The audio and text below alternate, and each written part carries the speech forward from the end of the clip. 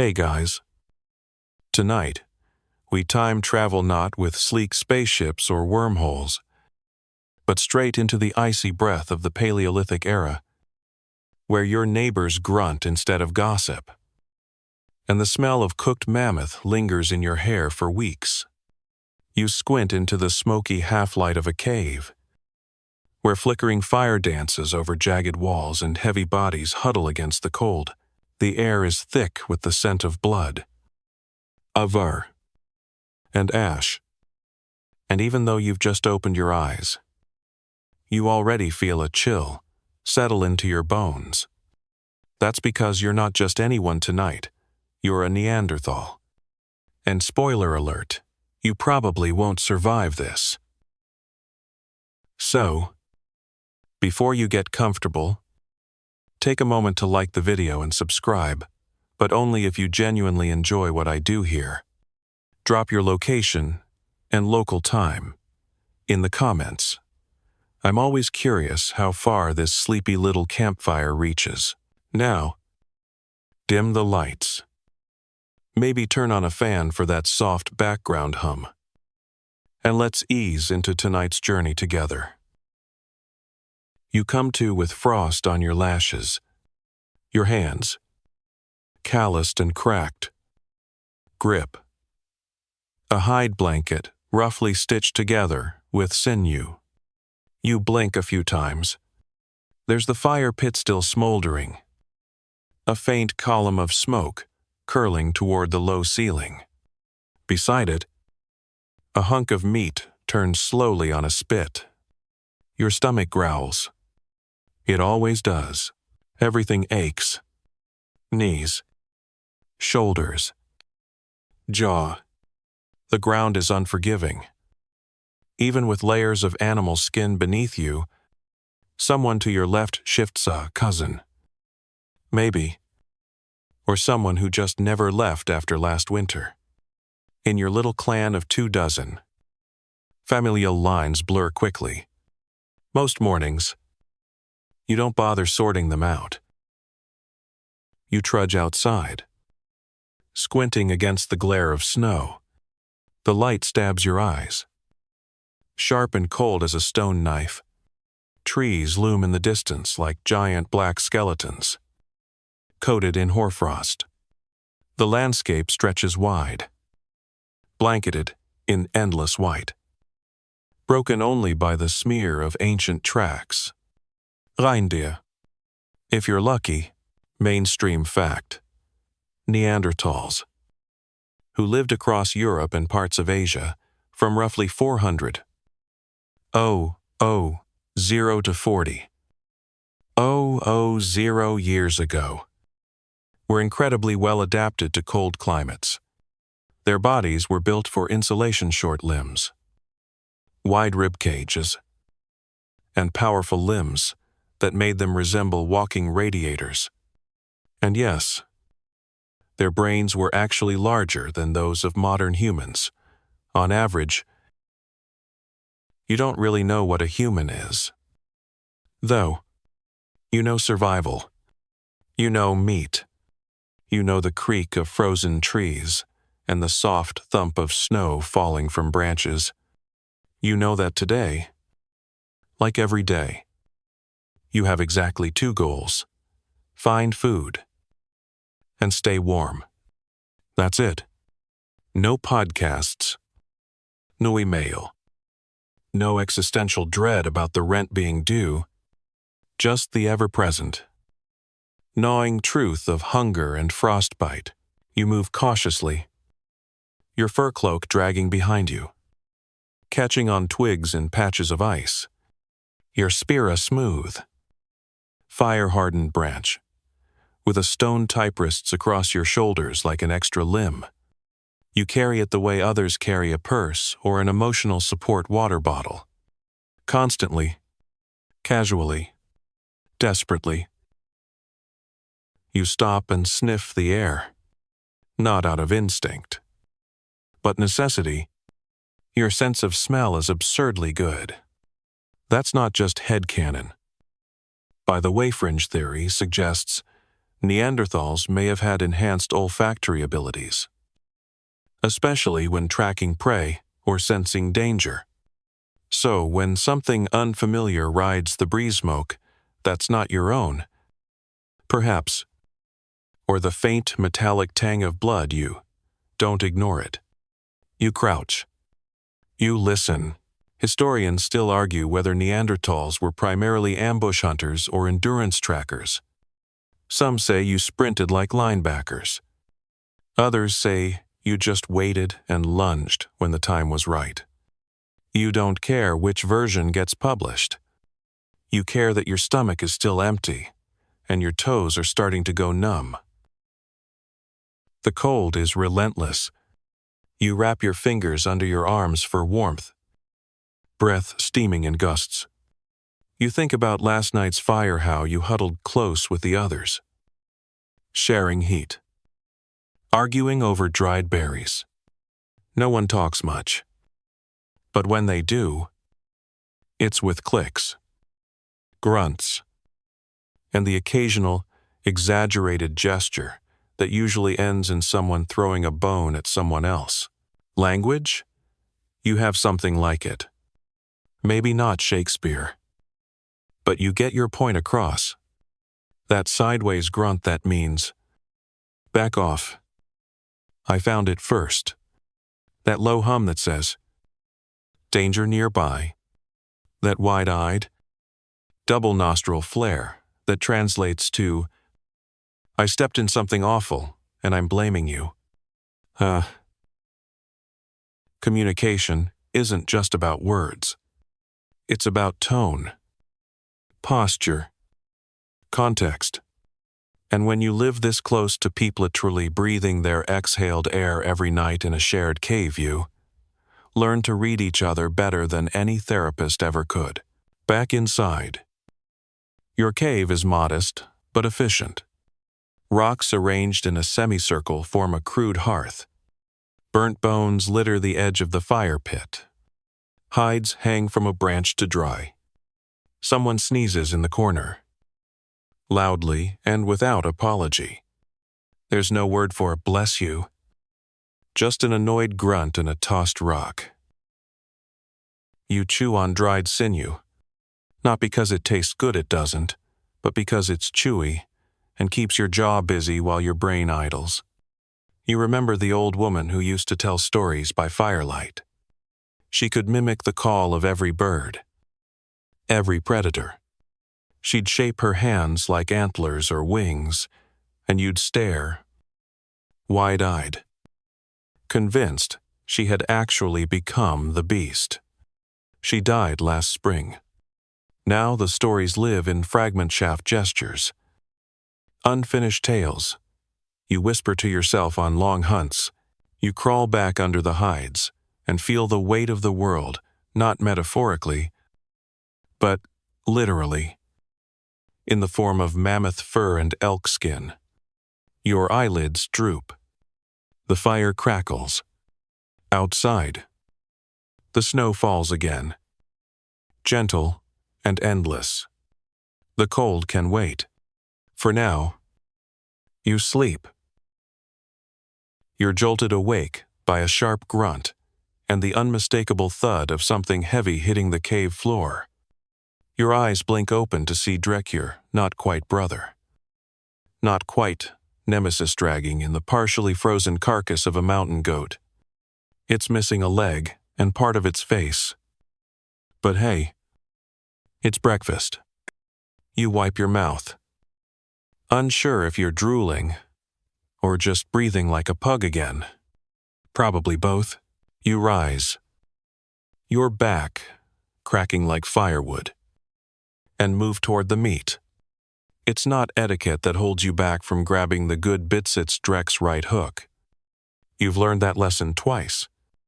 You sit, instead, near the fire, and wait for the elders to divvy it up with all the ceremony of a food court brawl. Somehow, it works.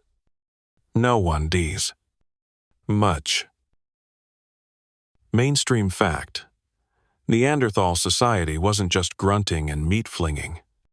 There's strong archaeological evidence suggesting that they lived in small, close-knit groups with social structures, complex enough to care for the elderly and injured. They even had designated hearth spaces, shared food, and possibly forms of ritual behavior. Basically, your average prehistoric apartment share, minus the Wi-Fi. You finally get your chunk. It's gamey, stringy, and half frozen. But your teeth sink in like you were born for this. Because, well, you were. Your molars are wide and flat. Your jaw is massive. And your bite strength rivals a crocodile's. You chew like it's your full-time job. No forks. No seasoning. Just protein and primal energy. You catch your reflection in a puddle. Your forehead slopes. Your brow ridge casts a serious shadow. Your nose could catch a squirrel mid-jump. Your arms, absolute hams. You are not sleek or graceful. You are compact power, wrapped in a fur tunic and probably a few lice. Fringe tidbit. Some researchers believe Neanderthals had significantly better night vision than Homo sapiens. Their large eye sockets may have housed massive optic nerves, suggesting a species that could see well in low light.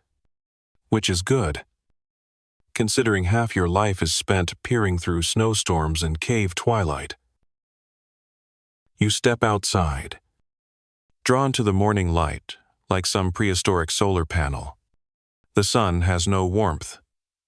This time of year, it's more of a polite suggestion than a functional heater. Still, it paints the landscape gold. And that's something. You flex your fingers. Let them thaw in your armpits. And then stretch.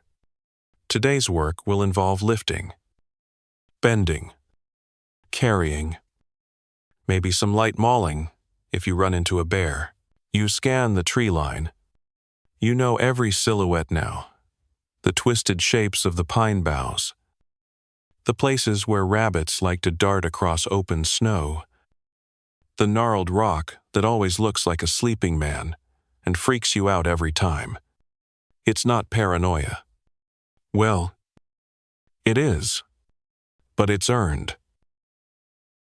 Historians still argue whether Neanderthals were as advanced in strategic planning as Homo sapiens.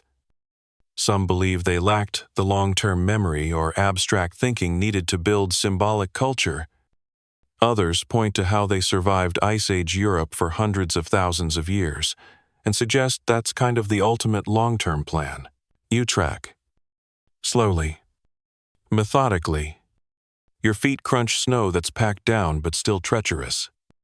Your breath forms clouds that momentarily obscure your sight. Then, a flicker movement near the ridge. A deer? No. Too clumsy. Too bold. Another tribe? You hunch? Grip your spear tighter. And peer through the white veil. It's a man. Well, technically, a Homo sapiens. Tall. Narrow face. Weird chin.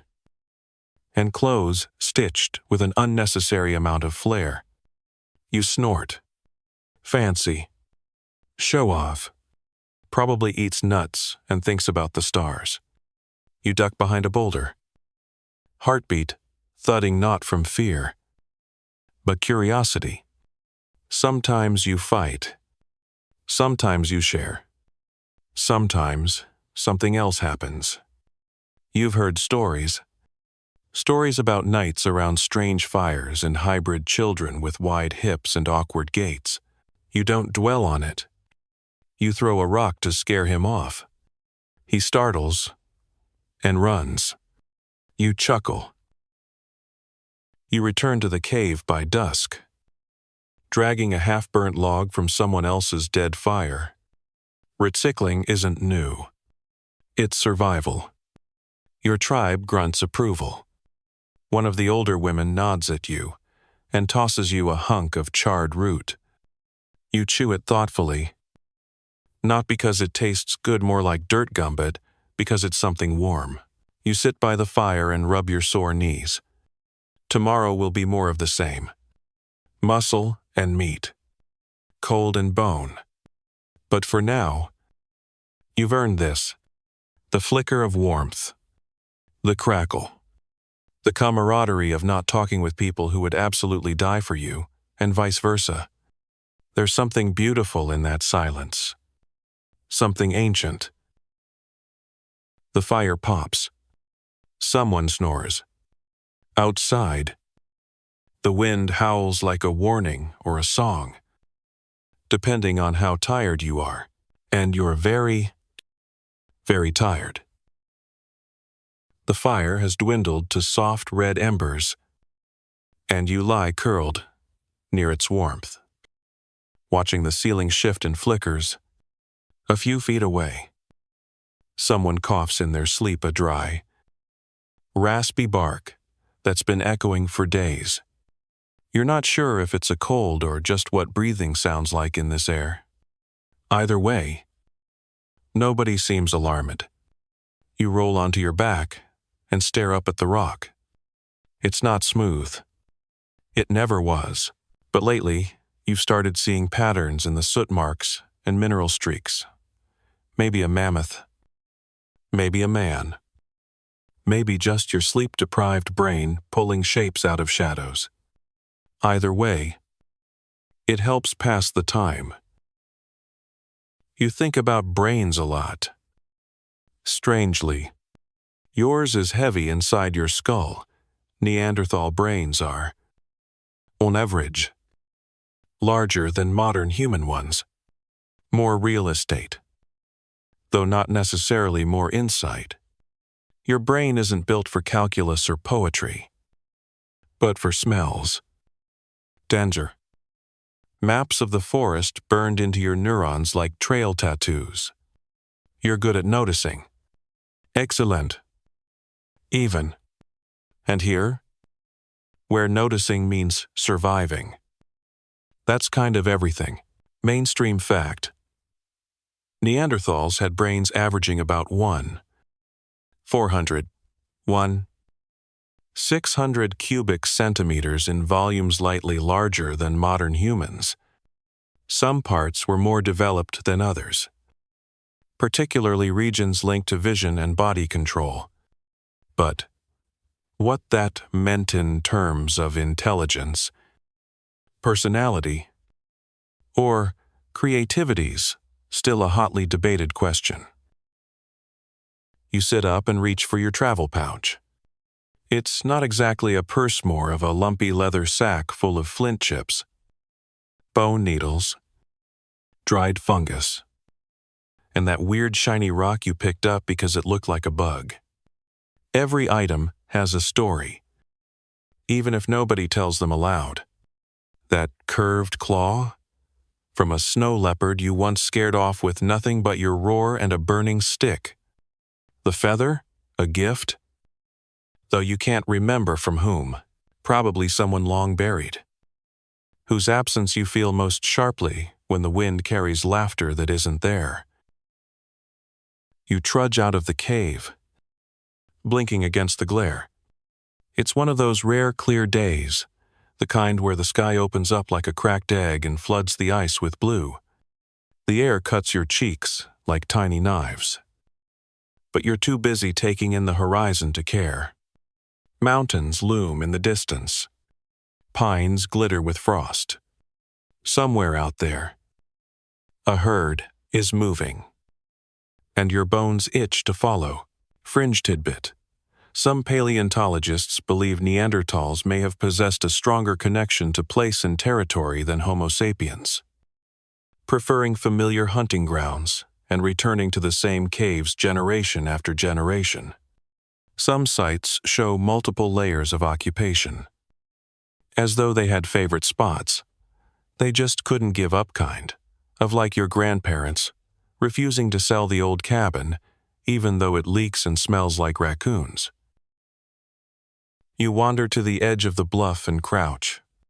Below, the valley lies in its usual hush, snowy, still, and pretending to be peaceful. But you've seen what lies beneath that stillness. Once, a crevasse opened mid-chase and swallowed a reindeer whole.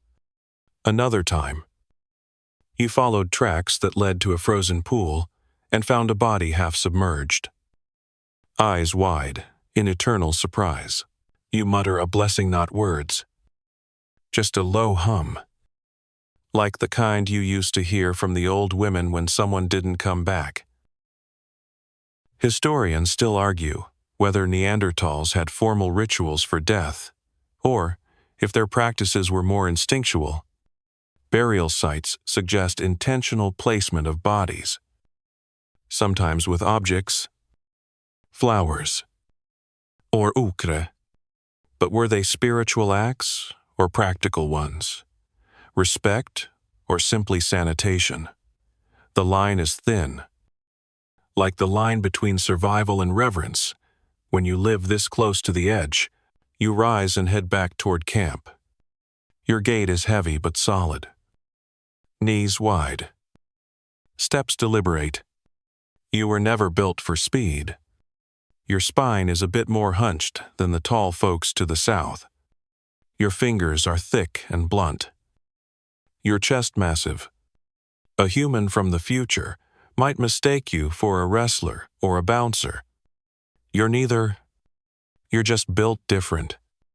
And in this world, that's not a flex, it's a necessity. You spot a familiar tree on your return path, split down the middle by lightning long ago.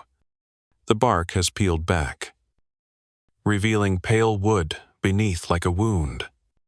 You used to think it looked like a giant tooth. You still kind of do.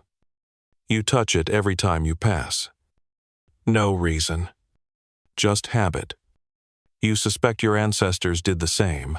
Back at the cave, the others are stirring. The kids, if you can call them that, are already tumbling in the snow, covered in fur and shrieks. They play fight with sticks, mimicking hunts and imaginary mammoth takedowns. You laugh. It sounds rough, more like a cough than a chuckle, but it's real. Laughter isn't common, but it shows up when you least expect it. You sit by the fire again and watch the flames flicker. There's a rhythm to your life now that feels almost like music. Wake, hunt, eat, rest, watch, remember, repeat. It's simple. Not easy, but simple. You can feel your heartbeat in your fingers, your breath fogging the air in time with the others.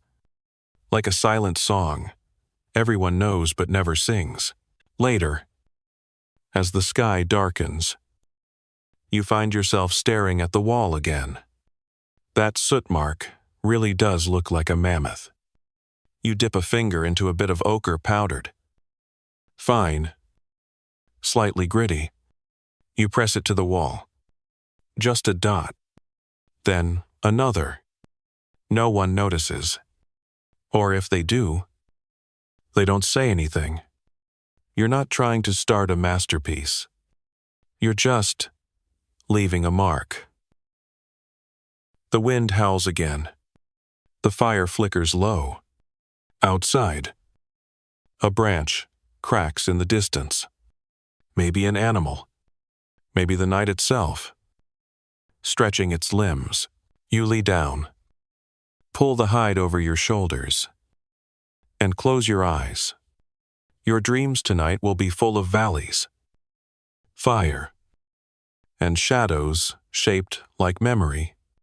Because tomorrow, you do it all again. Not because you're told to, but because that's what you do. You survive. You observe. You endure. And maybe, just maybe, you evolve. The morning doesn't so much arrive as creep in through a crack in the stone. Slow and gray. Like the world is unsure whether it wants to wake up at all. You open your eyes to the smell of old ash and wet fur. Your mouth is dry. Your tongue sticks slightly to the roof of your mouth. You sit up with a groan that could be mistaken for a small avalanche and reach for your gear. Today is a tools day. You can feel it in your wrists. You shuffle over to the edge of the cave where your toolkit sits like a pile of angry rocks. Which, to be fair, it is. Flint, chert, bone, antler, sinew—it's all there, jumbled in a heap that makes sense only to you. You take out a blank blade core, heft it in your palm, and feel for its potential. It's not about the shape it is now. It's about what it could become once you bash it with a hammerstone like you're trying to make it confess something. Mainstream fact. Neanderthals developed what's called the Mousterian tool tradition complex, and highly specialized approach to flint knapping that used a method called the levallois technique. It's not just banging rocks together. It's sculpting flakes with deliberate, repeatable patterns. And it requires both planning and an understanding of geometry. No. Really. You do geometry with your hands. You position the hammerstone, angle your wrist, and strike. A perfect flake peels off like a potato skin from the blade core. You grunt. Pleased. You work this way for hours, breaking, shaping, chipping, each movement precise, hypnotic. Your fingertips go numb from the cold and the vibration. You don't mind. You're building your next spear point. The last one shattered on a wild boar that was less wild and more suicidal. Fringe tidbit. Archaeologists once found a Neanderthal toolkit where a right-handed maker had apparently re-knapped a broken flake to use as a scraper, essentially upcycling their own failed weapon into a grooming tool. You can almost hear the prehistoric sigh of, well, that didn't work. Let's try this. Ew. You pose, flex your fingers, and glance over at the others. One of the younger hunters is trying to copy your movements. His grip is awkward. His flakes are a mess. But he watches you like your hands are casting spells. You nod at him, toss him a better piece of stone, and go back to work. You're not a teacher, but you are watched. And that counts.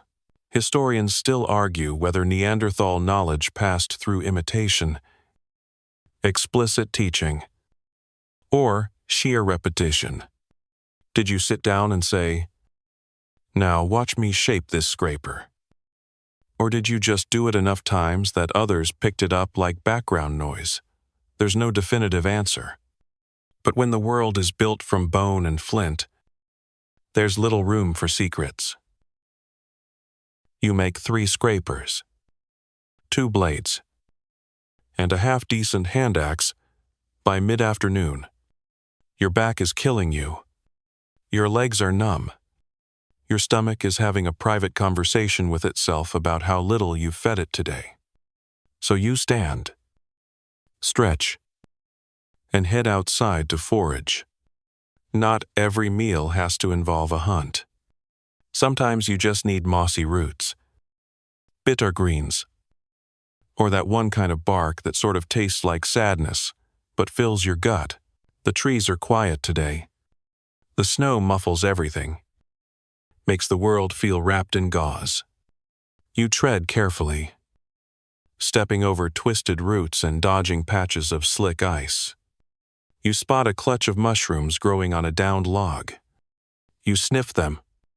They don't smell like death, which is a good start. You pick 3, cautiously, Even you know better than to trust fungus without a test nibble. Back at the cave, you toss your finds into the communal potif. You can call a cracked basin of heated rock soup a pot. Someone grunts approval. Another adds a fistful of dried meat. Together, it will taste like wet leather and regret. But it's hot, and that's all that matters. You eat. Then, clean your tools with slow, satisfied movements. One of the older women sits beside you and runs a finger down your newest blade. She nods once, then grunts in that approving way that means, "Not bad." For a runt, you try not to smile too wide. Respect here is rare and heavy like mammoth bones. You wrap your tools in a fur bundle and place them near the fire. Not too close, you've made that mistake before. Melted sinew smells awful. You lie back on your sleeping spot and stare up again at the familiar stains and soot. This time, you notice a mark you didn't see before. A new scratch. Horizontal. Deep. You reach up and trace it with your thumb. No one claims it. No one says anything. But it wasn't always there. Something is being recorded here.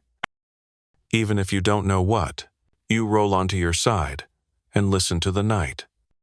The drip of melting ice, the low murmur of breath and shifting bodies, the faint snap of cooling stone. These sounds are your lullaby, your calendar, your proof that the world is still turning.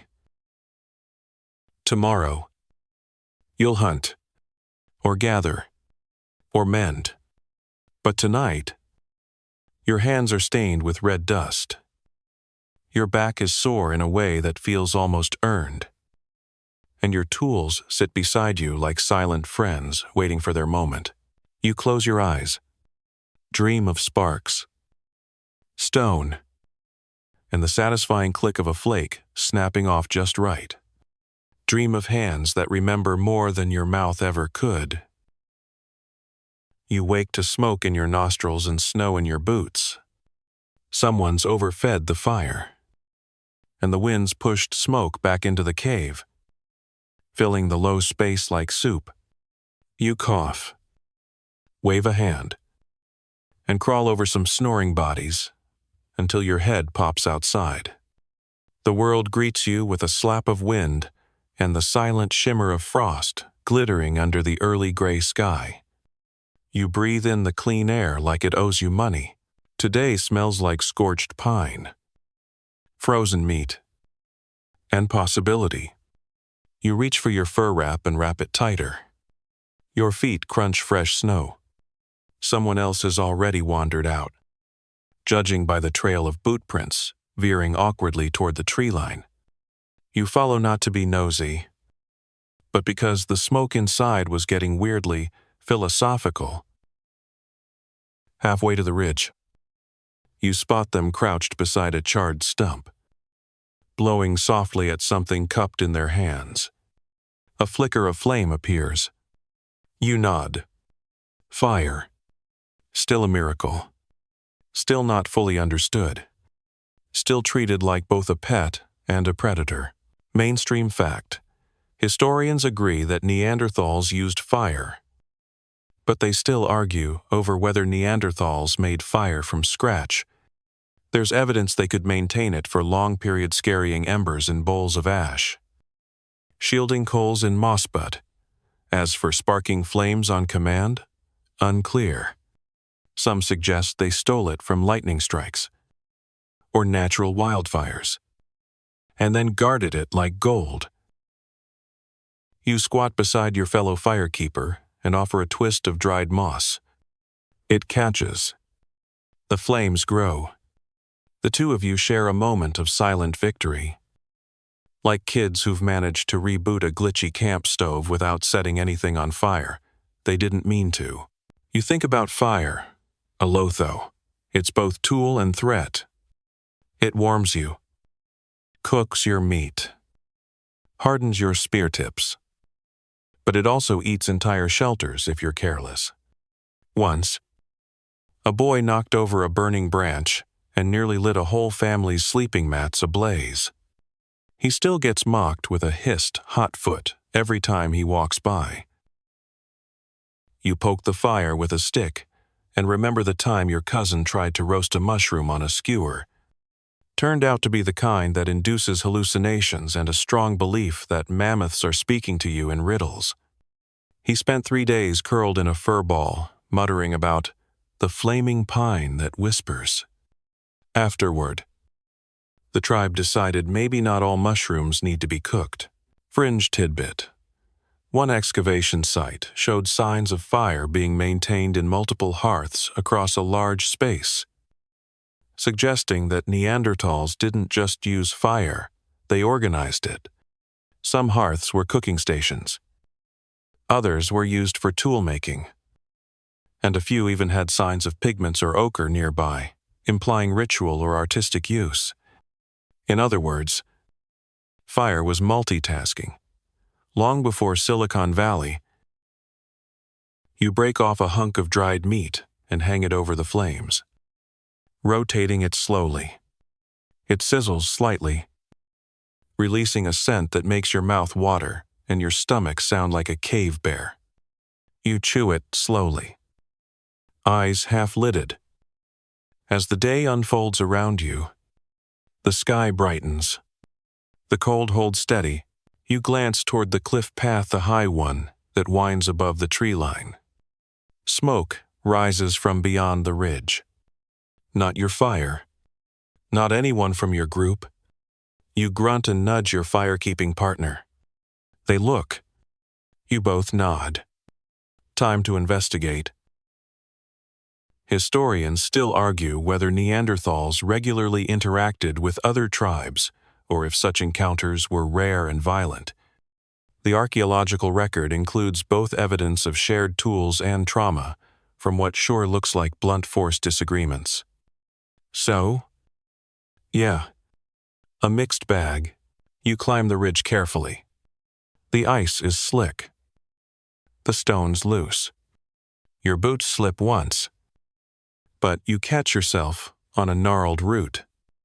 By the time you reach the top, your breath is puffing hard, and your hands are numb. You crouch low and peer over. A small camp. 3 figures. One squatting near a low fire. 2 others, scraping something from a hide. Not yours. Definitely not sapiens. Either these are your kind. Familiar builds. Broad backs. One wears a necklace of bear claws. Another has ochre smeared in spiral patterns across his forehead. You grunt softly. Not an alarm. Just a presence. One of them looks up. You lock eyes. It's a quiet moment. No weapons raised. Just cautious calculation. You nod once. He nods back. You're not friends. You're not enemies. Just Neanderthals. Surviving the same impossible world.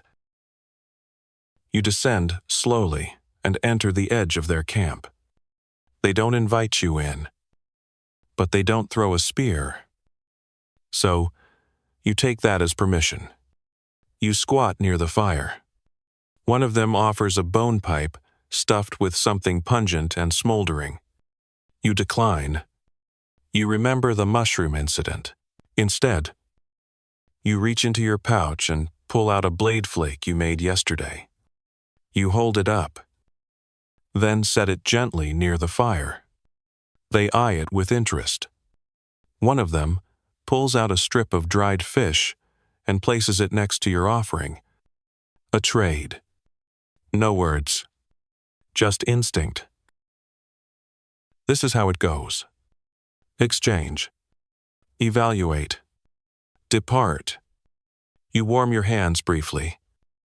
Nod once more. And then rise. They don't stop you. You climb back down the ridge.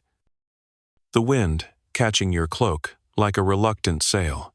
Back at your camp, you toss the fish to one of the children. She shrieks with joy and scurries off to show her mother. You smile despite yourself. Sometimes survival looks like a battle. Sometimes it looks like a smoked trout from a stranger. You sit back by your fire.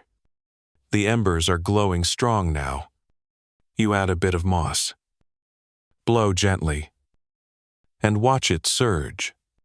Fire, after all, doesn't judge. It only needs tending. You pull your cloak tighter. Stretch your legs out. And stare into the flames. They dance like memory. They crackle like gossip. They warm your bones and remind you that for all the ice and wind and danger, there is still light, still heat, still hands that know how to make something last. Tomorrow, you might fight for this fire, or trade it, or lose it, but tonight, it's yours. And in this cold, ancient world, that's everything. You wake with a strange ache in your neck and a smear of ash on your cheek. Curled like a child beside the fire, that's now just whispering coals. The cave has gone hushed again. That early morning stillness where even the wind holds its breath. You push yourself upright. Stretch with a creak of joints. And run your fingers along the wall beside you. The soot smudges under your touch. One day, those marks might be all that remains of you. You need something to do. Something more than tool making or fire tending. Your feet itch. Not literally, though, that happens plenty in these hide-wrapped boots, but something deeper. A pull in your ribs that says go out. Find something. I understand it. You grab your putch, your flint knife, and a chunk of dried root you hope will pass for breakfast. And you trudge into the snow. The landscape doesn't change quickly around here. The same rocks, the same trees, the same unfortunate bush that looks like a crouching man from the wrong angle and has caused more panic than any actual predator. But today, something feels different. Maybe it's the way the frost clings to the tips of the pines like frozen feathers. Maybe it's the low buzz in your skull, like a memory trying to form. You follow the creek downstream. It's partly frozen, humming beneath the thin glass of ice like a sleeping animal. You break a corner and take a sip, cold enough to crack your teeth, clean enough to soothe the scratch in your throat. You wipe your mouth and glance around. That's when you see a cave. You've never noticed this one before. The entrance is narrow, half covered by a drooping tangle of ivy and snow-heavy branches. You pull them aside and peer in. It's dark. Too dark. You crouch, strike a flint spark, and light a twist of moss. The flame flickers wildly, but holds. Inside, the cave curves like a throat. The walls are covered in soot and old scratches, some natural, some not. Your heartbeat quickens. You've stumbled onto something. Mainstream fact. Neanderthals are now believed to have created symbolic art in several sites, including caves in Spain and France. Archaeologists have uncovered red ochre handprints, geometric patterns, and even abstract dots attributed to Neanderthals dated to tens of thousands of years before modern humans entered those areas. You creep deeper. The flame throws dancing shadows across the rock. Then, your breath catches. On one wall, faint but unmistakable, are symbols, circles, zigzags, lines arranged in patterns that clearly aren't random, not the work of claws or weather. This was intentional. You reach out and brush the edge of one spiral. The soot smears under your fingertip. Whoever made this didn't do it for survival. Not to trap animals or start fires or butcher meat. They did it for a reason you can't name. For a story, for a mark, for memory. Fringe tidbit. In one cave, a series of red lines and discs were found near stalagmites.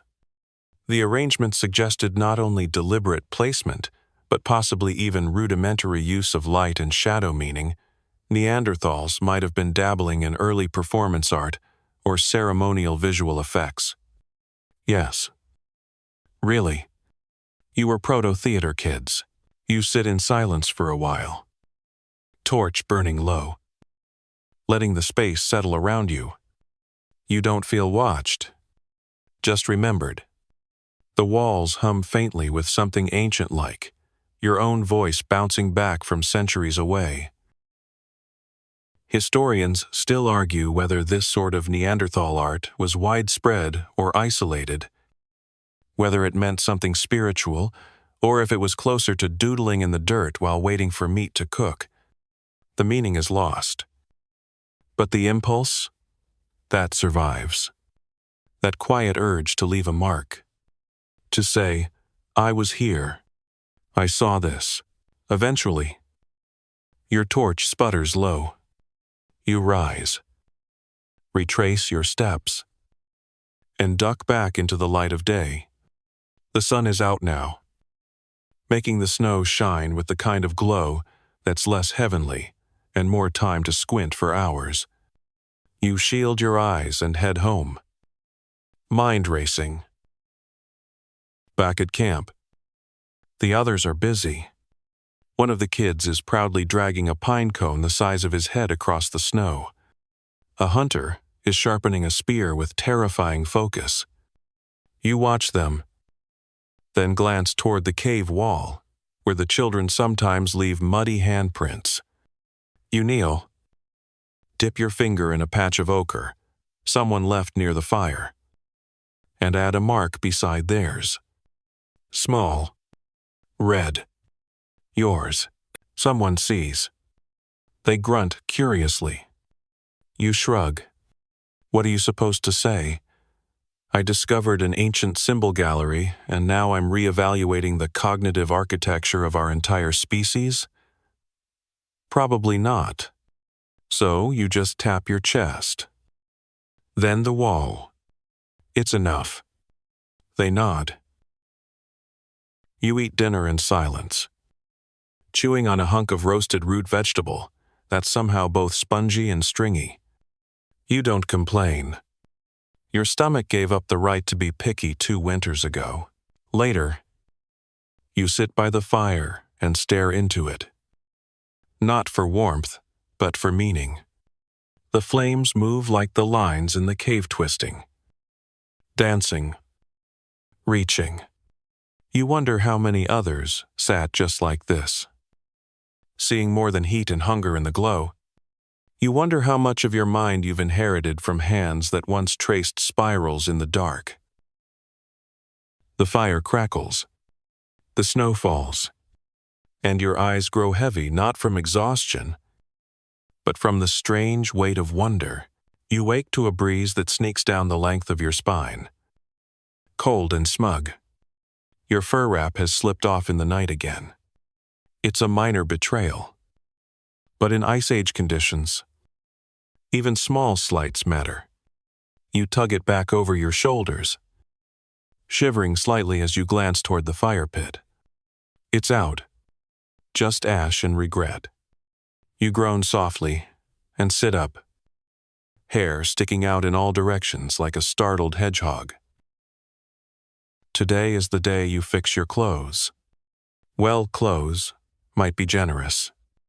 More like stitched-together slabs of hide, held with bone pins and optimism. The knees are wearing through. Your left sleeve is barely attached, and the whole thing smells like the inside of a damp mammoth. You don't remember the last time you truly washed it. Then again, your idea of laundry involves snow, rocks, and a lot of aggressive scrubbing that borders on violence. Mainstream fact: Neanderthals almost certainly wore tailored clothing. Evidence suggests they used bone needles with drilled eyes, meaning they weren't just wrapping hides around themselves but sewing fitted garments. Often from animal skins scraped and softened, using stone tools and brain tanning methods. Yes, brain tanning. You'll get to that. You shuffle over to your toolkit and pull out a curved needle made from reindeer bone. It's slightly bent from your last attempt to fix the shoulder seam while also chewing dried elk.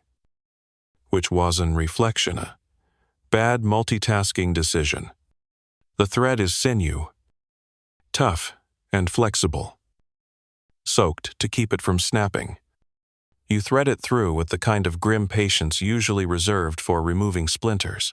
You sit outside the cave where the light's better and lay your cloak across your knees. You begin to stitch. Carefully. Slowly. Each pull of the sinew tightens the hide. It squeaks faintly, like a very tired mouse. Fringe tidbit. One theory suggests Neanderthals used powdered iron oxide mixed with animal fat, not just as body decoration, but also as a preservative or waterproofing agent on garments. Meaning your fashion choices weren't just about flair, they were possibly early chemistry experiments. Science. But covered in elk hair, you work quietly. It's almost meditative. The fire is kindling now. Behind you, crackling in low tones, someone hums a song under their breathe a lullaby or just a rhythm to keep the cold away. Around you, others are tending to gear, mending nets, reshaping spear points, or brushing snow off drying racks. It's a domestic kind of morning. No danger. No drama. Just survival by 1,000 tiny gestures. Historians still argue whether Neanderthal clothing was layered and elaborate or more basic and functional. The problem is, clothing doesn't fossilize well.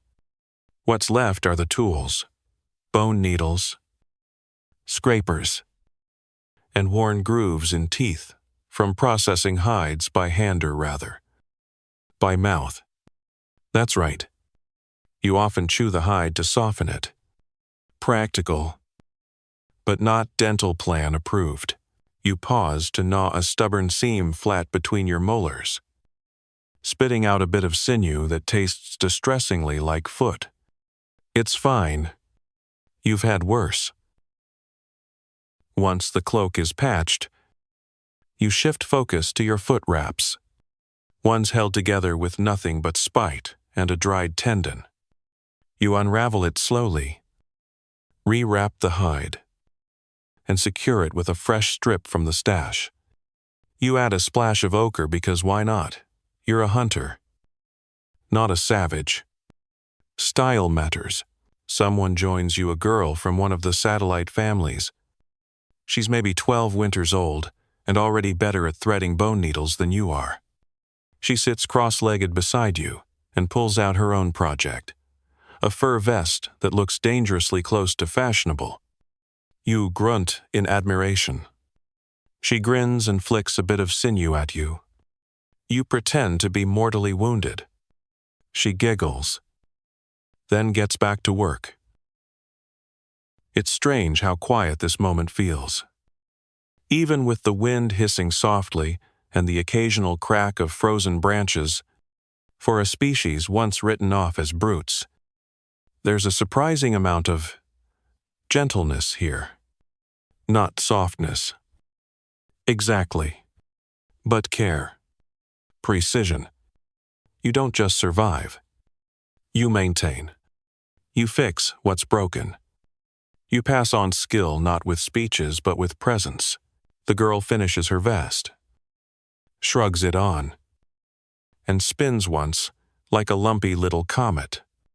You clap 2 quick slaps against your knees and she beams. Somewhere deep inside, a sliver of warmth blooms, more persistent than the fire, more reliable than the sun. You stand, stretch, and test your newly repaired clothing. It holds. For now.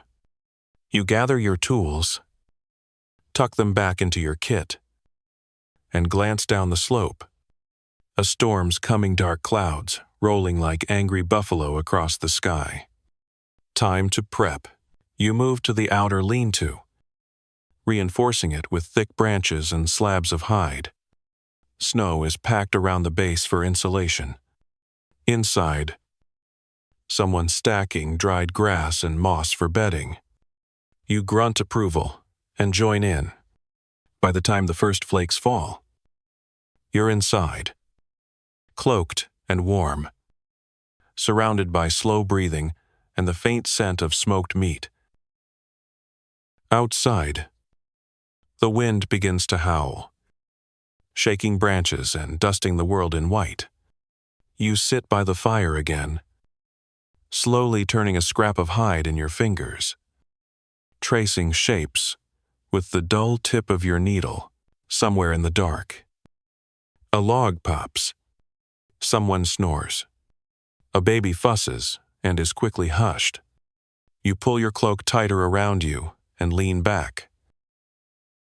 You're clothed, warm, full-ish, and only marginally itchy. That's a good day. By Ice Age standards. You look down at your patched sleeves, at the neat lines of your work, and feel something like pride. Not the big kind, the quiet kind that fits snug under your ribs. In the morning, the storm will bury the trail. The food will freeze harder. The hunt will be twice as difficult. But for now, you're dry, you're fed, you're whole. And the wind, though loud, is just another song to fall asleep to. The cave smells like damp fur, smoke, and the ghost of last night's root stew, which had the unique flavor profile of boiled socks and disappointment. You blink awake slowly, adjusting to the pale blue light sneaking in through the cave mouth. A dusting of snow has crept across the floor during the night, dusting your toes in nature's version of a passive-aggressive reminder that, yes, winter is still here. You roll over, stretch until your joints sound like twigs cracking underfoot, and crawl out of your sleeping furs. A few of the others are already up, crouched around the fire pit, coaxing a few embers back to life like priests resurrecting an ancient god. You squint toward the ceiling. Something drips. You hope it's just condensation and not a thawed bat again. Today, it's your turn to check the food stash. That means a short hike through knee-deep snow to the rock crevice you've been using as a freezer. Pantry. And general, please don't be empty, hope, chest. You wrap yourself tight, cinch your fur belt, and stomp out into the white. Mainstream fact. Neanderthals practiced seasonal food storage using cold areas like natural crevices, rock shelters, or even buried pits to keep meat edible for weeks. This isn't just speculation. Bones found with cut marks and minimal decay suggest that they cached food to return to later, especially in harsh winter months. You weren't just hunters, you were planners, with a strong dislike of surprise fasting. You slog through the snow, puffing out mist with each breath. Your feet are cold, but not frozen. Thanks to that lovely patch job you did on your boots, remember? The one with the slightly too long strip of sinew that now flaps when you walk like a bored seal? Charming? The stash is where you left it. Beneath an overhang, dusted with icicles. You kneel and brush away the snow. Underneath, success. A wrapped haunch of deer.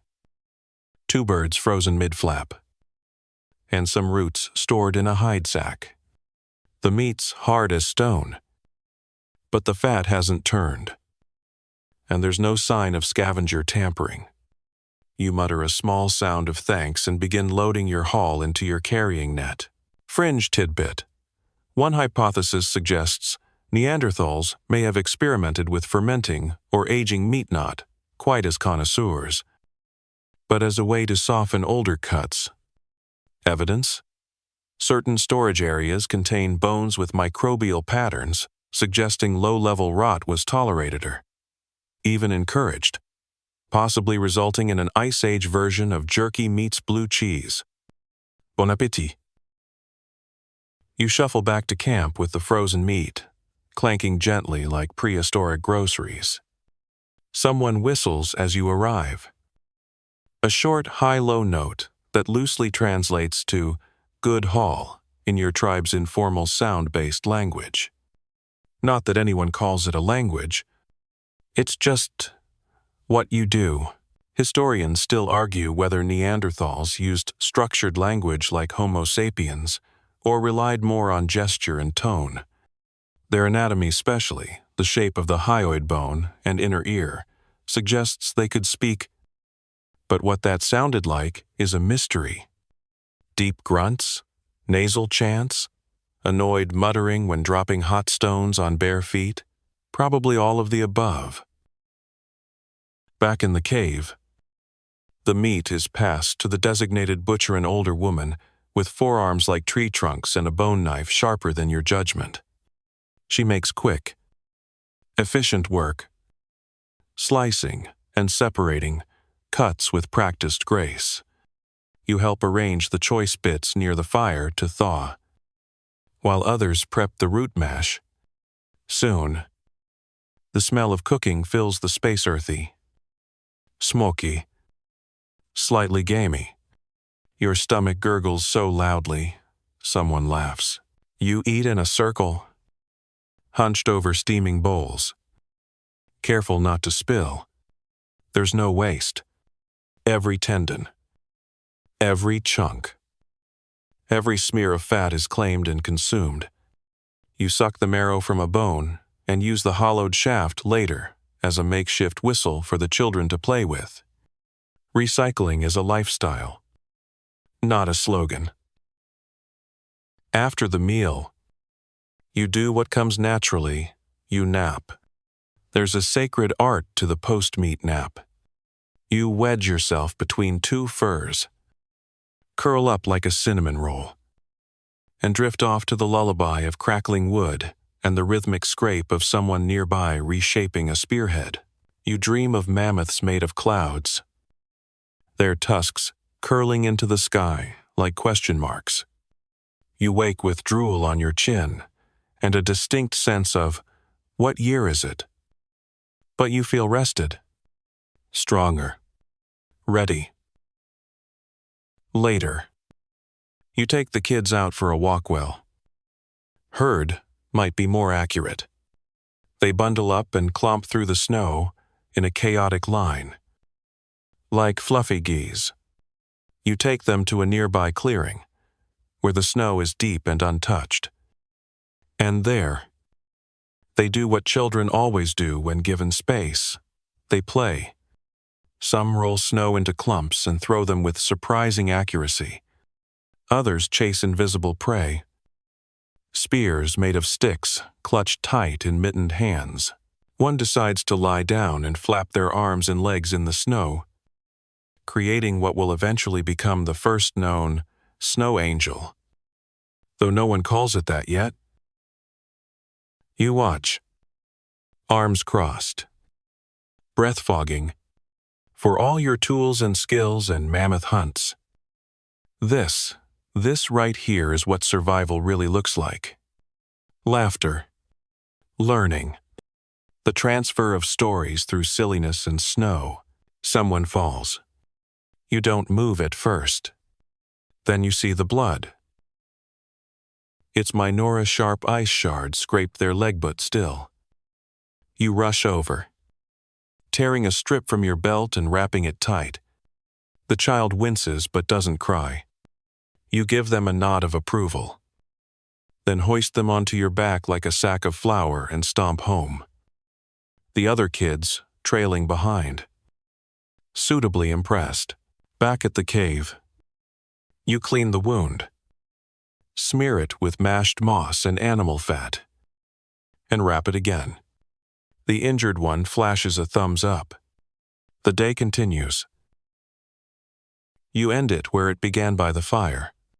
You chew the last scraps of meat, scrape a bit of soot off the wall with your nail, and settle in for the night.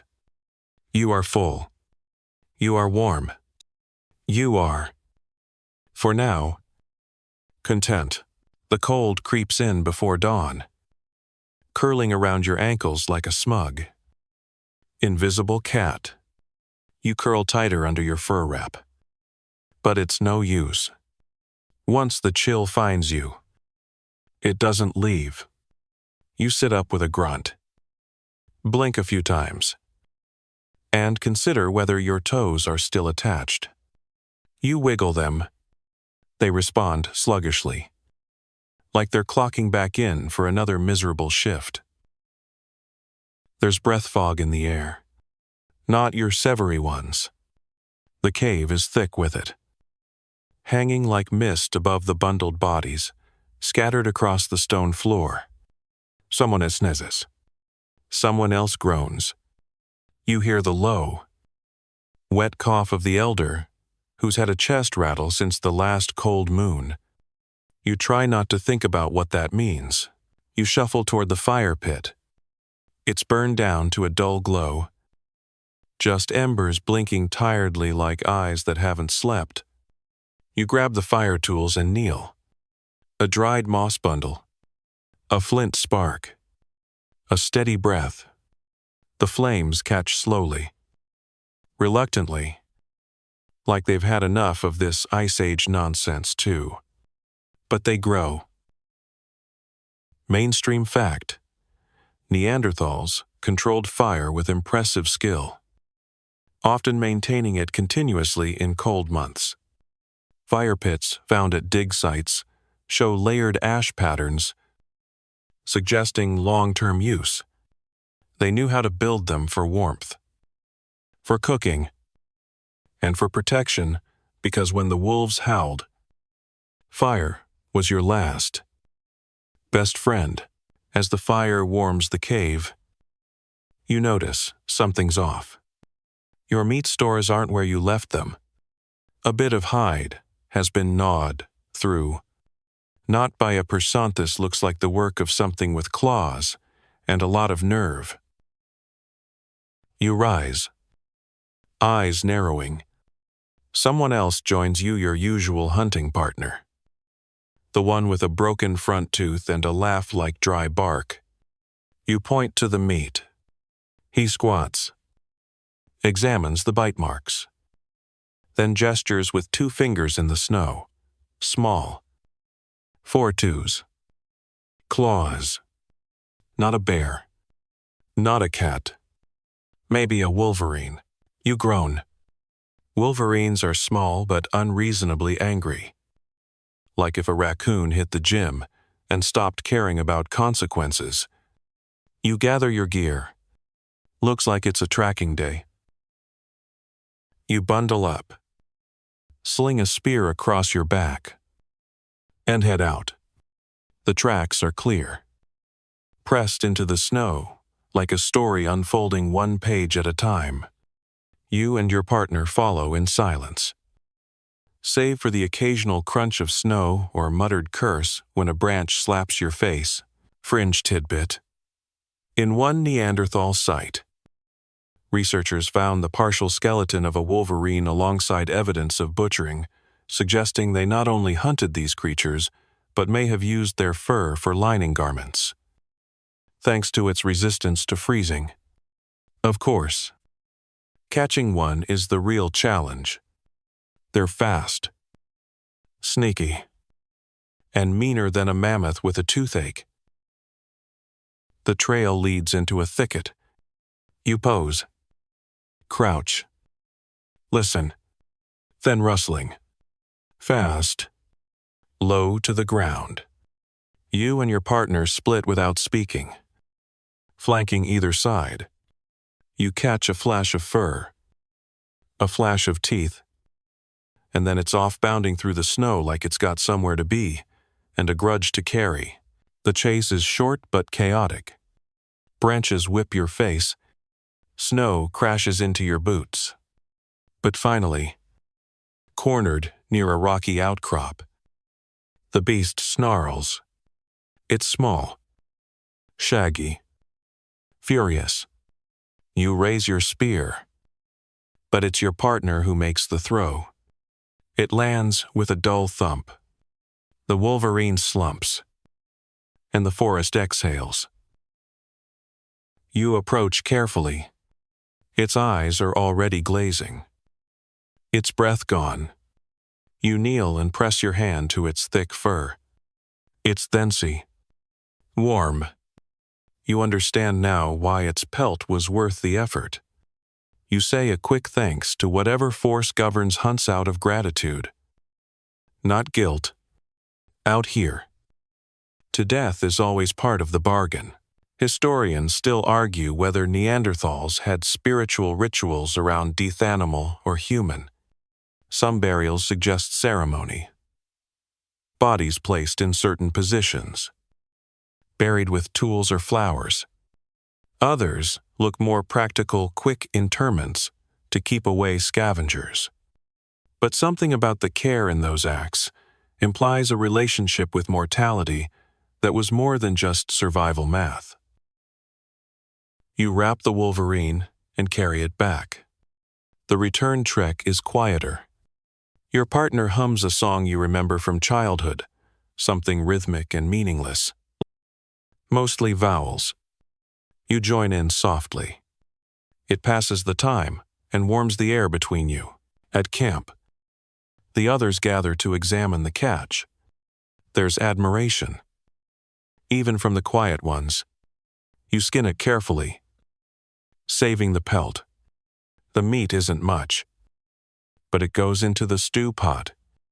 Later, you rub snow on your hands to get the blood off, then dry them by the fire. The pelt you drape over your knees. It's thick, glossy, lined with a faint reddish sheen that catches the light. It will make excellent boot lining, or maybe mittens. You're undecided. The child with the leg scrape from before comes over and pokes the fur with one finger. You let them. They stare at it, then at you, and solemnly say the word for mean animal. You nod. They nod. The knowledge is shared. As night falls, the stew bubbles low, the scent of unfamiliar meat curling into the cave ceiling. You sip from a carved wooden bowl, letting the warmth spread down your throat like honeyed moss. You sit back. Your toes are warmer now. Your hands are full. Your day violent. Yes was useful, productive, successful. You stare into the fire, watching the sparks rise. Each one a burst of light that climbs, spins, then fades. Brief, beautiful, and gone. You lie down with the wolverine pelt tucked under your neck. It smells like forest and effort. The kind of smell that makes your muscles ache in a satisfying way. Tomorrow, there will be more things to chase. More creatures with teeth and opinions. But tonight, you've outsmarted one of the meanest ones in the forest. That's worth at least a few hours of decent sleep. The cave is dim. Your dreams strange. You're waking slower than usual. When you finally sit up, the fire's a glowing bruise in the hearth, and the others are already moving around like tired shadows. The air tastes of cooked marrow and wet fur. You rub your eyes with the back of your hand and wonder if you'll ever truly feel clean again. Probably not. But hygiene is relative when you live in a world where rivers freeze mid-flow and your toothbrush is a pine twig chewed flat at one end. You chew on a dried berry cluster from last season's harvest. It's hard as a rock and tastes slightly fermented. But you're not here for luxury. You're here because today, it's your turn on tanning duty. Yes, the glamorous, enviable task of transforming raw, bloodied hides into soft, wearable, slightly less smelly clothing. You sigh and stretch your shoulders. It's going to be a long day. Mainstream fact: Neanderthals were skilled at processing animal hides into usable leather. They used scraping stones to remove flesh and fat, then treated the skins using smoke or natural chemical soften brain matter, which contains emulsified oils that soften and preserve hides. Yes, you tan with brains. No, it's not as weird when you're cold, naked, and in need of boots. You drag the latest haul of hides from the drying rack and spread them across the flattest rocks near the cave entrance. The air is cold, crisp, and mercifully upwind. You crouch with your scraper-an, old one, chipped but comfortable in your hand, and begin shaving off the fatty bits. It's messy work, slippery, smelly, and extremely satisfying if you lean into it. The scrape-scrape rhythm becomes hypnotic, like a song without notes. Your partner joins you after a while, holding a bladder of water and a grimace. He sits beside you and starts on a smaller hide, muttering something about how his back still aches from yesterday's wolverine chase. You grunt in agreement, but neither of you really needs to speak. The work is the conversation. You're halfway through when you reach the part you hate most, the brain mash. Someone's already prepared the mixture grayish, lumpy, and nestled inside a clean skull bowl. You sigh, dip your fingers in, and begin rubbing it into the leather like some unfortunate lotion. The oils soak in. The smell clings. You try to think of it as science, because technically, it is. Fringe tidbit. Some archaeologists propose that Neanderthals may have ritualized the tanning process especially for hides used in ceremonial dress. Certain cave sites include red ochre stains on hide fragments, suggesting that tanning and decoration weren't always just practical, but potentially symbolic. Your ancestors? They were part craftsman, part stylist, part low-key shaman. You hang the treated hides near the fire to smoke. The process both dries and preserves them, adding that earthy, unmistakable smell that will cling to your clothing for months. As you work, the children play nearby, using leftover hide scraps as puppets. One has created a convincing imitation of a deer, complete with twig antlers. It hops, dances, and gets speared dramatically every few minutes. The tribe's future thespians. Clearly. Historians still argue whether Neanderthals used clothing purely for warmth or also for social signaling. The effort involved in hide preparation suggests more than mere necessity. With the ability to tan, dye, and decorate, it's likely that clothing helped signify role shunter, elder, healer, or even status. In other words, fashion might predate runway shows by 40. Oh, 0 years. You take a break to sip some water. Hands slick with oil and stained with ochre. The sun is out weak. Haze. But welcome. You tilt your face up and let the light hit your skin. For a moment, you imagine being somewhere warm. Somewhere with soft grass and fruit that doesn't crunch when you bite it. Then you sneeze. Because even fantasy pollen is apparently real. Back to work. The hides need stretching. You tie them to wooden frames and pull the cords tight. It's physical labor. Demanding and unforgiving. Your fingers go numb. Then burn. Then settle into a kind of focused hum. The hide stretches slowly. Fibers relaxing under tension. Like tired muscles in a hot bath, you glance at your latest piece of soft. Flexible. Smoke-scented. It's good. It'll make a fine vest or a lined pouch. Maybe you'll give it to the elder with the cough. He's done enough in his time. He deserves warmth. The sun sinks.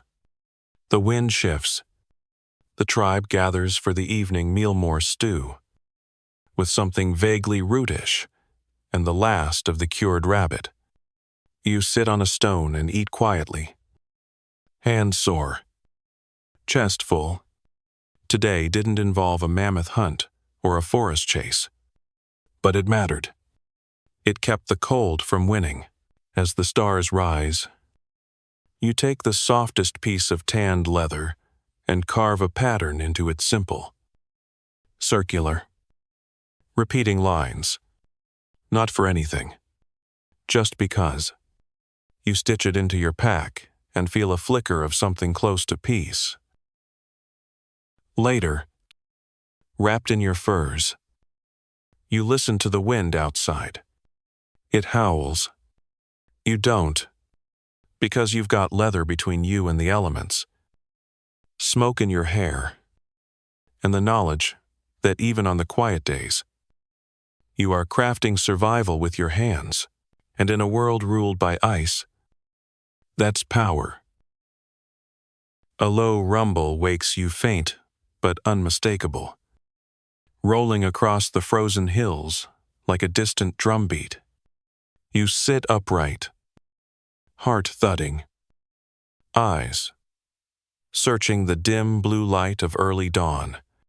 The others stir too, not fully awake, but sensing it, that gut-level alertness every creature born into ice and teeth develops. Something's moving out there, and it's big. You grab your spear before your fur wrap, stepping into the snow barefoot without even thinking. Cold stabs your feet instantly, but the adrenaline blankets it. You jog to the overlook just beyond the cave mouth, your breath sharp and quick. Then you see the massive, shaggy, and slow-moving, a herd of mammoths, plodding across the valley like a parade of ancient gods. Mainstream fact: Neanderthals hunted mammoths not casually, not daily, but deliberately. Evidence from kill sites shows coordinated attacks, ambush strategies, and the use of natural terrain to trap and exhaust the behemoths. They didn't bring one down with a lucky throw.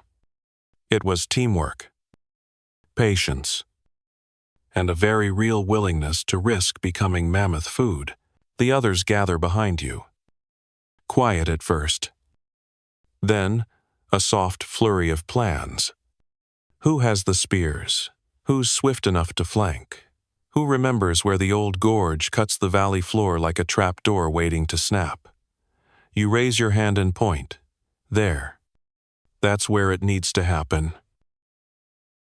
You and a small group break off, grabbing gear ropes, sharpened wood stakes, a basket of stone tips. The air is dry and sharp, making your nose ache. You jog through drifts, the snow crunching underfoot, with each hurried step. It's a kind of quiet chaos. Eyes meet, nod, pass. No words. You've done this before. Fringe tidbit. One theory posits that Neanderthals may have used fire to drive mammoths toward cliffs or trap zones, creating noise and smoke to confuse and steer the herd. In one case, charred remains near a cliffside hint at a prehistoric blend of strategy and pyrotechnics, not bad for folks with no written instructions. You reach the gorge with time to spare. The edge is sharp and steep, a drop deep enough to end even the biggest beast's day. You spread out, hiding behind stones and trees, silent except for the sound of your own breath. Hot and fast. Someone holds a burning branch. Waiting. The mammoths come. Huga. Slow. Majestits. Their fur sways with each step, their tusks gleaming faintly in the winter sun. They're close, now closer than they should be, to creatures as small and squishy as you. You feel the ground tremble. Historians still argue whether Neanderthals held formal roles in hunts: leaders, planners, designated throwers. Some skeletal remains suggest stress injuries associated with repeated projectile use, especially in the dominant arm. Were you the tribe's lefty with the best aim? Possibly. Or maybe it rotated, based on luck, skill, or whether you were limping that day. The fire as thrown smoke bursts into the air, and a sharp cry follows. The mammoths pause, confused, anxious.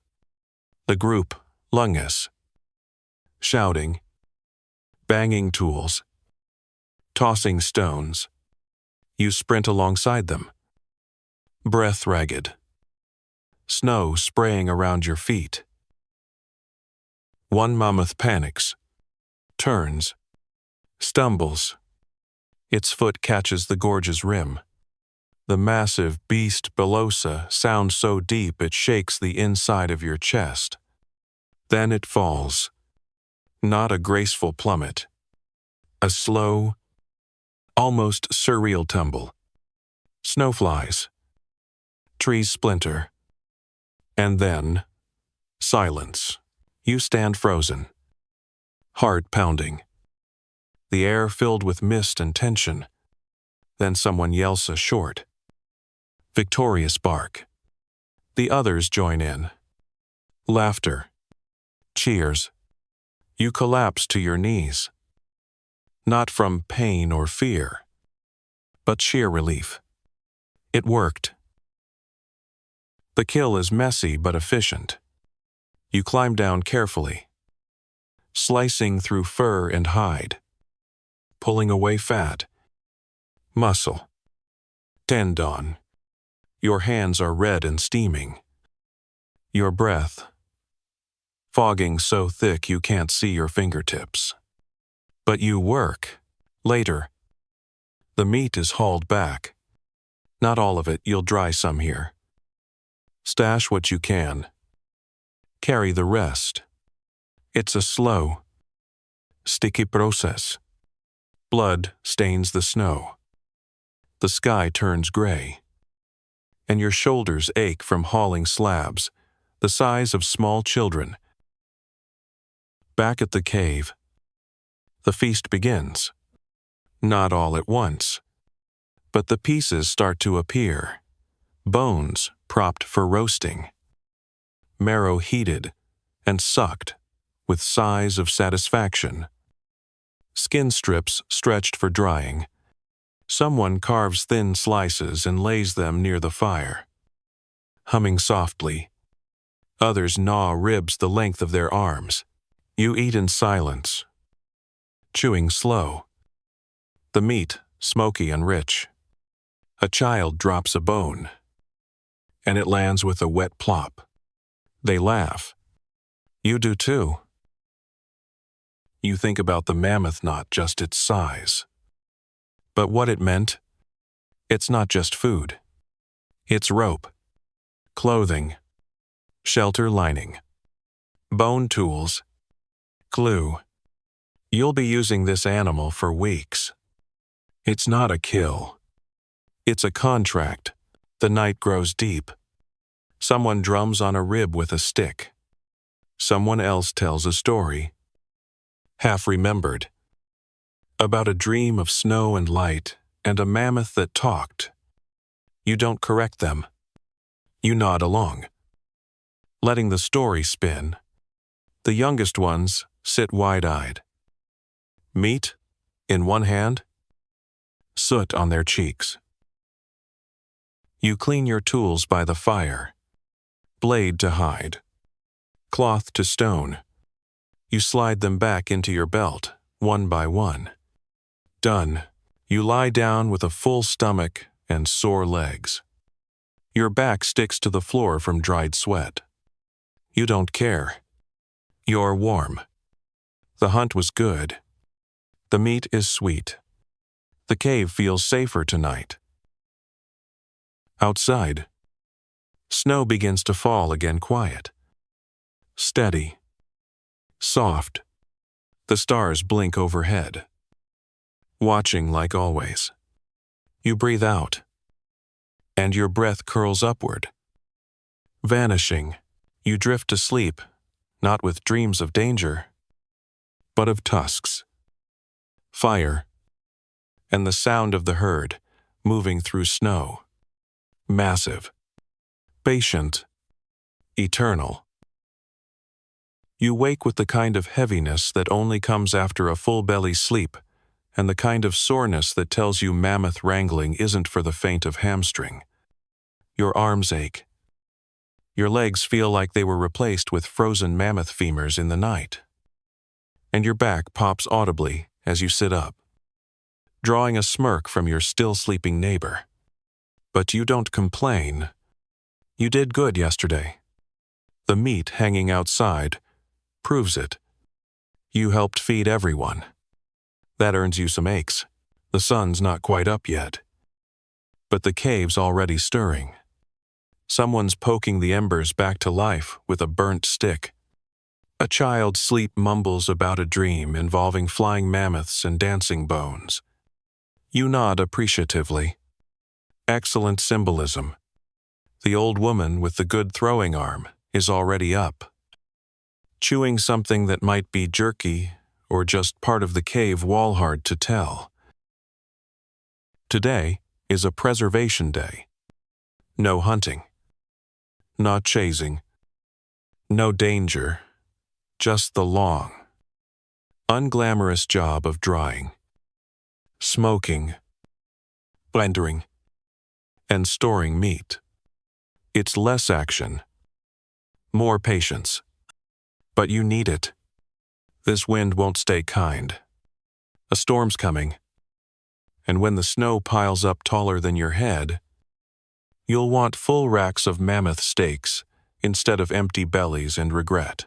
Mainstream fact: Neanderthals preserved meat using air drying and smoking techniques, often in proximity to fire pits or using makeshift racks made of bone and wood. At some sites, bones show signs of marrow extraction and drying for later consumption. Food wasn't just killed, it was managed like a survival investment portfolio. You step out into the icy air, still bruised purple from dawn. The meat is hanging on racks made of split logs and bent saplings. The strips flutter slightly in the breeze, already toughening, turning from fresh kill to long-lasting rations. You check each one, adjusting placement, tightening sinew tees, swatting away a nosy crow who apparently believes in equal food distribution. The others join in. Some build small fire circles under racks, feeding them with slow-burning moss and dung to create steady smoke. It smells like desperation and breakfast, which in your world is a reasonable combo. You add fresh branches, wave smoke toward the meat, and make sure the fire doesn't get too hot. You want gentle drying, not prehistoric barbecue. Fringe tidbit. Some believe that Neanderthals even had a rudimentary sense of food, pairing adding herbs or tree resin to smoking fires, which could impart flavor and act as insect deterrents. In other words, your ancestors may have been experimenting with spice rubs before the concept of cuisine existed. Gordon Ramsay would weep. You work through midday, hands greasy, cheeks smudged with soot. At one point, a strip of drying mammoth slaps you in the face, and you consider taking a break before the meat starts fighting back. You sit near the fire and sip water from a carved horn. It tastes faintly of moss and faintly of yesterday's broth, which adds character. If nothing else, historians still argue whether Neanderthals coordinated large-scale food prep communally or whether families hoarded and managed their own catches. The variety of tools and spatial organization in caves suggests shared effort, but it's not clear how evenly that effort, or the resulting meat, was distributed. Were you more socialist or savage? The jury's still out. The kids are playing again, tossing bones into a circle scratched into the dirt, competing to see whose bone lands closest to the center. It's a game that doubles as aim training. You smile, then wince as one narrowly misses your foot. You teach the thrower how to rotate their wrist better. You now have a fan for life. By late afternoon, the racks are full. Smoke coils lazily through the camp, wrapping around everything like a protective fog. The meat darkens, shrinks slightly, toughens. You run your fingers over one particularly thick cut and nod this will last, maybe even weeks. If the snow holds and the scavengers stay dumb, someone unrolls a long, slightly curved mammoth rib and begins carving it into strips for tools. You watch, then grab one of your own and set to work, shaping a scraper there's still hide to finish tanning.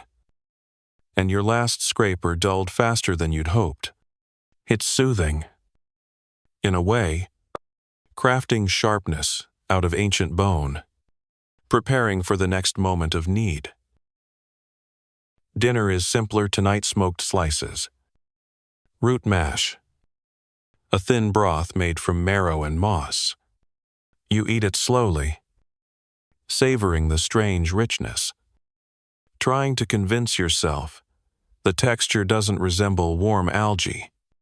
Around you, the others slump contentedly, backs pressed to the cave walls, firelight dancing on soot-streaked faces. You listen to a story one of the elders, spinning a tale about the time lightning hit a tree and the tree roared back.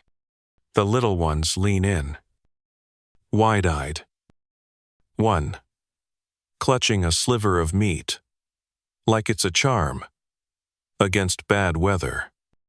You close your eyes and let the voice wash over you, the words blending with the crackle of fire and the steady puff of wind outside. After the story, you step out into the snow one last time. The racks creak gently in the cold. You check the bindings, tuck a stray strip back into place, and breathe deeply. The air is sharp, but clean. You can smell the smoke, the drying meat, and faintly, the pine from the nearby woods. You feel full not just in your belly, but in your bones, the kind of full that comes from a job done right.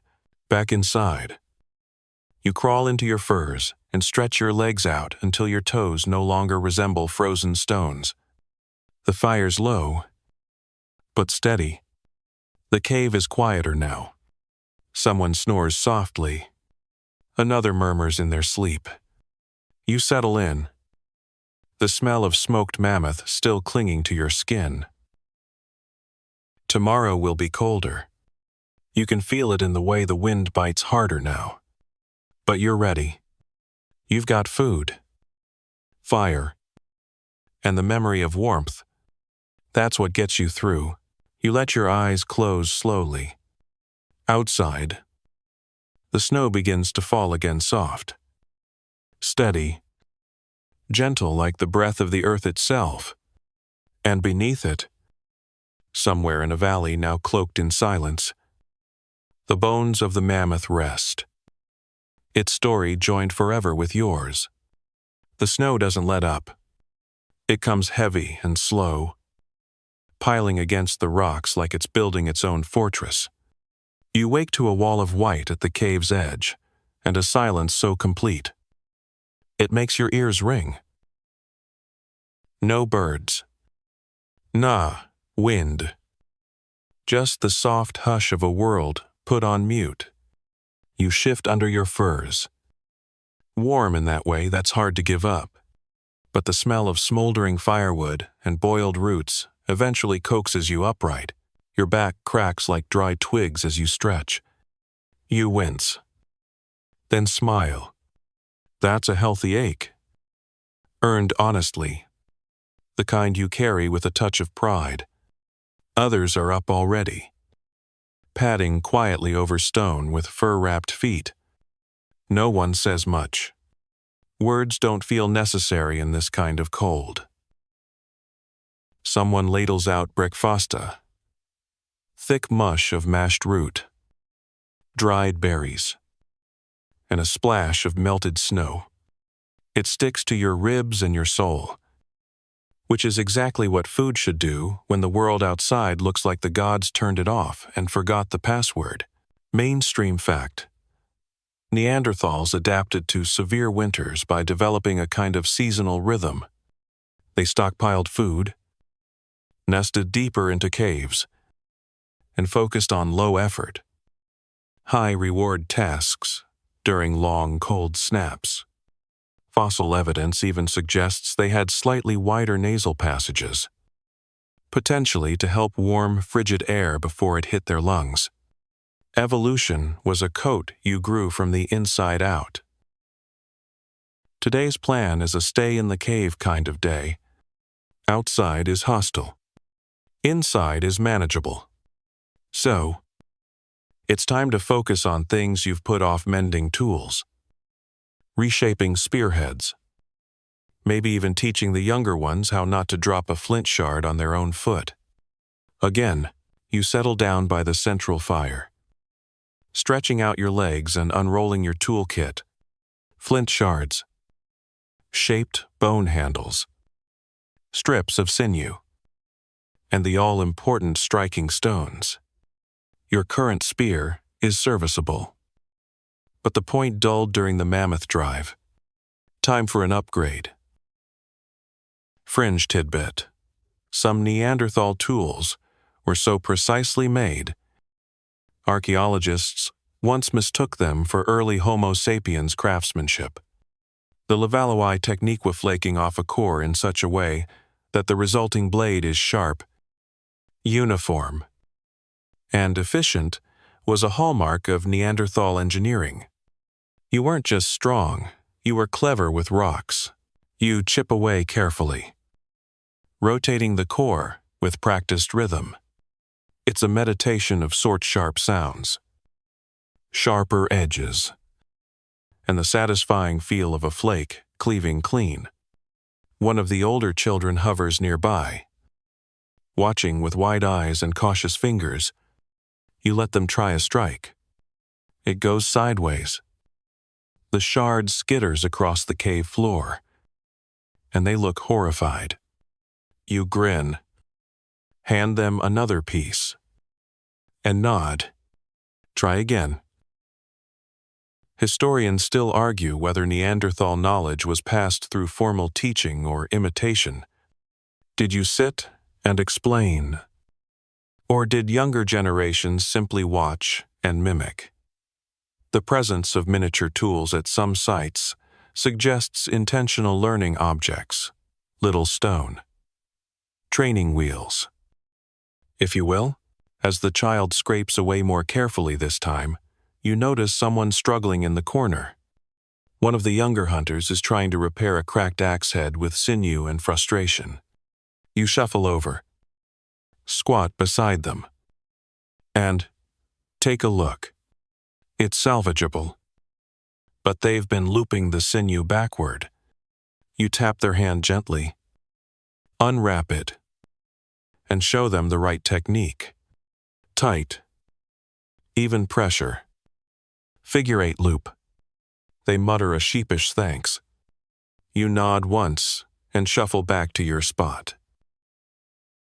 The cave feels warm now. Not fire warm, but people warm. Tools being made, food being stirred, stories being muttered under breath. There's something ancient and comforting about it. No one is hunting or fleeing, just living, repairing, holding space through the storm. You finish the spearhead and attach it to a new shaft with care. Once it's lashed tight, you test its balance. It hums slightly in the air when you swing it.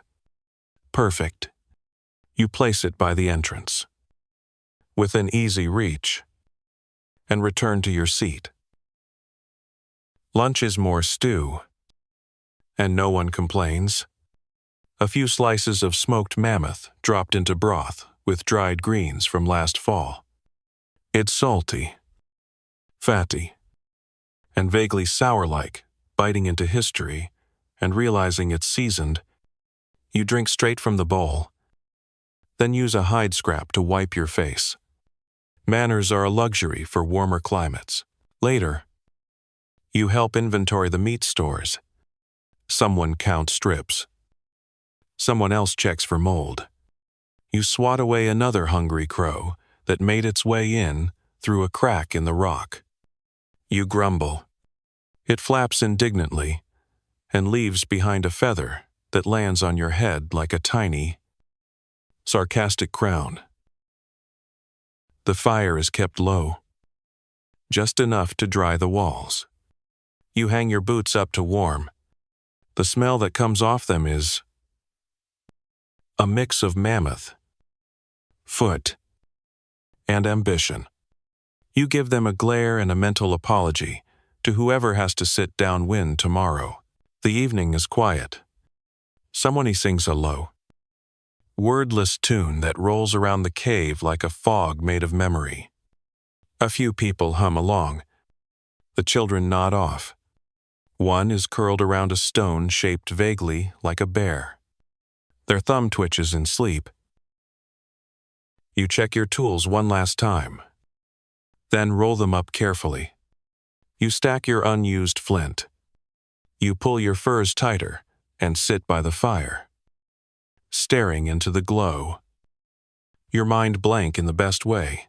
Outside, the storm continues. You can hear it now. Wind pushing against the world, like a giant exhaling anger. Snow hammers the cave walls.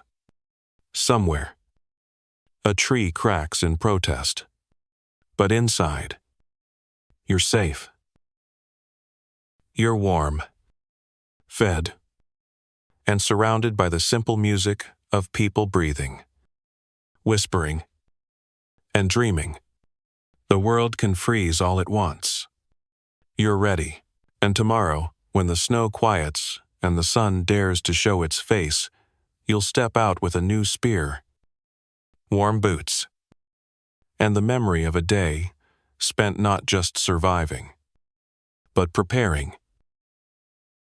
You close your eyes slowly, one hand on your repaired blade, the other resting on your stomach. Full, content.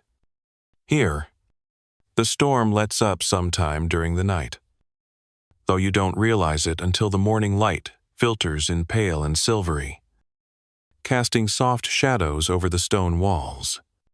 You sit up slowly, the air still sharp against your nose.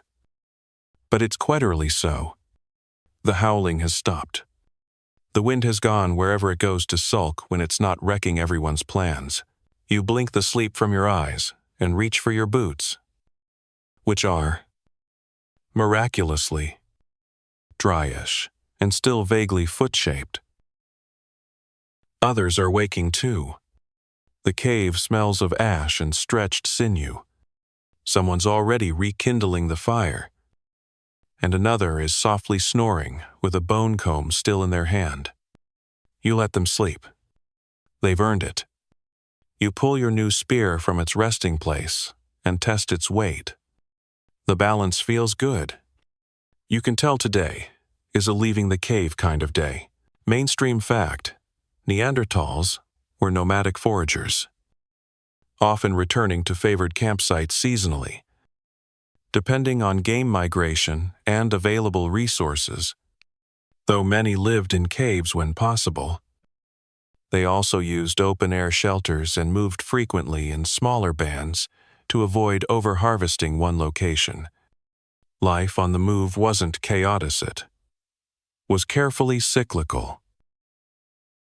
You grab your pack, already half filled with dried meat and stone tools, and start helping prepare the rest of the gear. Today's not a hunt. It's a recon day, scouting for fresh tracks, checking on a seasonal spring, maybe foraging if you're lucky. You're not bringing the full tribe, just a small group. Enough eyes, not too many mouths. One of your companions is the elder woman who once killed a deer with a single throw while limping. She still moves like her bones are carved from glacier stone. Another is the quiet boy, with eyes too old for his face. And there's you, warmed, armed, and exactly tired enough to trust your instincts more than your thoughts. You head out across the snow, boots crunching with each step. The storm erased all signs of the world before it. Even familiar rocks wear thick caps of snow now. You walk in silence, not because of caution, but because that's the way you move through this world. Listening tells you more than shouting ever has. Fring a tidbit in some sites. Neanderthals arranged stones in patterns, circles, or lines, possibly as shelter bases, possibly for rituals, or perhaps even markers. One such formation in France includes what might be the remnants of a windbreak wall. Either way, it suggests that even in motion, they left subtle fingerprints on the land. You climb a low rise overlooking the valley. The world below is blanketed in white. But your eyes are trained. You see the dark smear of an animal trail through the drifts. Hoofprints, deep and spaced. Not mammoth, maybe reindeer or wild ox. You squat and press a hand to the ground. The snow here is freshly disturbed. A few hours. No more. Historians still argue whether Neanderthal tracking relied solely on physical signs, or if they used sense and wind direction, as modern foragers do. Some believe their sense of smell was more acute than ours, supported by cranial anatomy. Others think it was simply practice thousands of lifetimes spent reading the snow like a diary. You follow the trail. It loops through the trees, past broken brush and half-chewed lichen. Hearth. Judging by the scattered dung and browsing marks, you don't expect to catch them today. That's not the goal. You map their direction in your head, remembering a narrow gorge to the east and an open clearing beyond it. You'll return with more tomorrow. The group pauses at the spring. It's a seasonal melt. Now frozen at the surface, but still burbling faintly underneath. You break through the ice and feel your skin. The water shockingly cold and clean. It tastes like stone and sky. While you rest, the elder woman knits sinew into a net thin. Clever work for small game or fish if the chance arises. You watch her hands. Slow, but certain. Every loop is a memory passed down. Every knot, a quiet refusal to give in to winter. The boy finds a patch of edible moss clinging to the underside of a boulder. You help him scrape it free. Pack it into a hide pouch. You remember being his size. Everything looked bigger. And every sound was either a monster or magic. Maybe it still is. You head back as the light begins to fade. It slants golden across the snow, casting long, dreamlike shadows. Your feet are sore. Your pack is heavier than before. That's a good trade. Along the way, you mark a few rabbit holes in a tree where someone once carved a line with a stone Bladia symbol that might have meant this way, or don't forget, or I was here. You add a mark of your own. Just a notch. But it's yours. Back at the cave. The air is warmer, filled with the hum of low conversation and the scent of hot broth. You hand off the water skins, the moss, the news of reindeer. A plan starts to take shape for tomorrow's hunt. You listen, nod, but mostly let your muscles do the talking now. They hum with use, with purpose. You sit by the fire and run your fingers along the edge of your new spear. The stone glints faintly, tiny chips catching the firelight. You're ready for whatever tomorrow brings. Whether it's a sprint through snowdrifts or a careful crawl through underbrush, a child falls asleep on your foot. You leave them there. The weight is small, and their breathing is soft. The fire pops once, like it's agreeing with everything. You eat your dinner slowly. Root mash. Again, but tonight there's fat drizzled over it. Thanks to a marrow split earlier in the day, it slides down like luxury. You close your eyes as you chew, letting the heat bloom in your chest. Someone begins a low chant. Not a song. Not exactly. Just a sound to carry the night forward. You hum along, your voice barely above a breath. The others join in, one by one, until it feels like the cave itself is singing wordless and slow. And in that warmth, that closeness, you forget the cold outside, the endless white, the hunger always waiting at the edges of your thoughts. You remember that here, in this moment, you are safe. You are full. You are part of something larger than fear or hunger. You lean back, pull your furs around your shoulders, and stare at the stone ceiling above, tracing its cracks like constellations. You think about the reindeer waiting beyond the gorge. You think about the spring bubbling beneath the ice. You think about tomorrow, but only for a moment. Sleep comes with the quiet confidence of a day well spent and a world gently held at bay. The storm lets up sometime during the night, though you don't realize it until the morning light filters in pale and silvery, casting soft shadows over the stone walls. You sit up slowly, the air still sharp against your nose, but it's eerily so. The howling has stopped.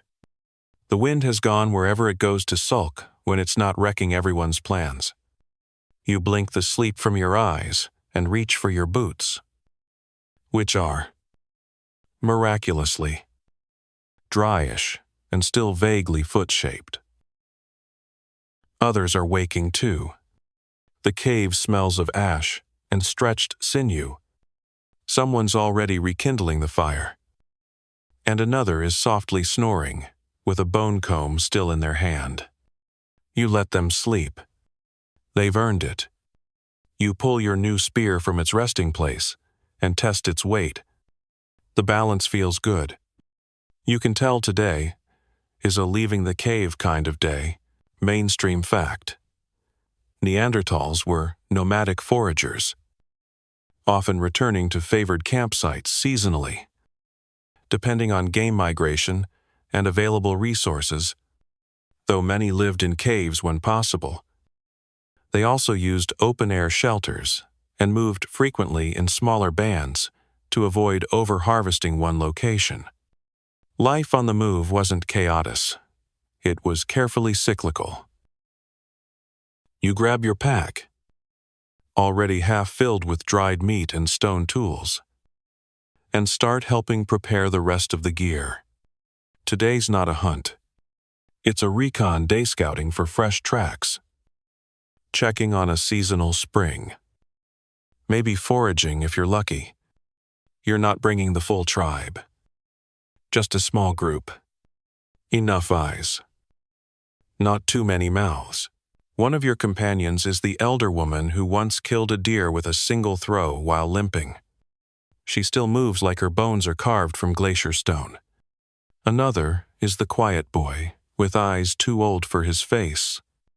And there's you armed, and exactly tired enough to trust your instincts more than your thoughts. You head out across the snow, boots crunching with each step. The storm erased all signs of the world before it. Even familiar rocks wear thick caps of snow now. You walk in silence, not because of caution, but because that's the way you move through this world. Listening tells you more than shouting ever has. Fring a tidbit. In some sites, Neanderthals arranged stones in patterns, circles, or lines possibly as shelter bases, possibly for rituals, or perhaps even markers. One such formation in France includes what might be the remnants of a windbreak wall. Either way, it suggests that even in motion, they left subtle fingerprints on the land. You climb a low rise overlooking the valley. The world below is blanketed in white. But your eyes are trained. You see the dark smear of an animal trail through the drifts. Hoofprints, deep and spaced. Not mammoth, maybe reindeer or wild ox. You squat and press a hand to the ground. The snow here is freshly disturbed. A few hours. No more. Historians still argue whether Neanderthal tracking relied solely on physical signs, or if they used sense and wind direction as modern foragers do. Some believe their sense of smell was more acute than ours, supported by cranial anatomy. Others think it was simply practice thousands of lifetimes spent reading the snow like a diary. You follow the trail. It loops through the trees, past broken brush and half-chewed lichen. Hearth. Judging by the scattered dung and browsing marks, you don't expect to catch them today. That's not the goal. You map their direction in your head, remembering a narrow gorge to the east and an open clearing beyond it. You'll return with more tomorrow. The group pauses at the spring. It's a seasonal melt, now frozen at the surface, but still burbling faintly underneath. You break through the ice and fill your skin. The water shockingly cold and clean. It tastes like stone and sky. While you rest, the elder woman knits sinew into a net thin. Clever work for small game or fish, if the chance arises. You watch her hands. Slow, but certain. Every loop is a memory passed down. Every knot, a quiet refusal to give in to winter. The boy finds a patch of edible moss, clinging to the underside of a boulder. You help him scrape it free. Pack it into a hide pouch. You remember being his size. Everything looked bigger. And every sound was either a monster or magic. Maybe it still is. You head back as the light begins to fade. It slants golden across the snow, casting long, dreamlike shadows.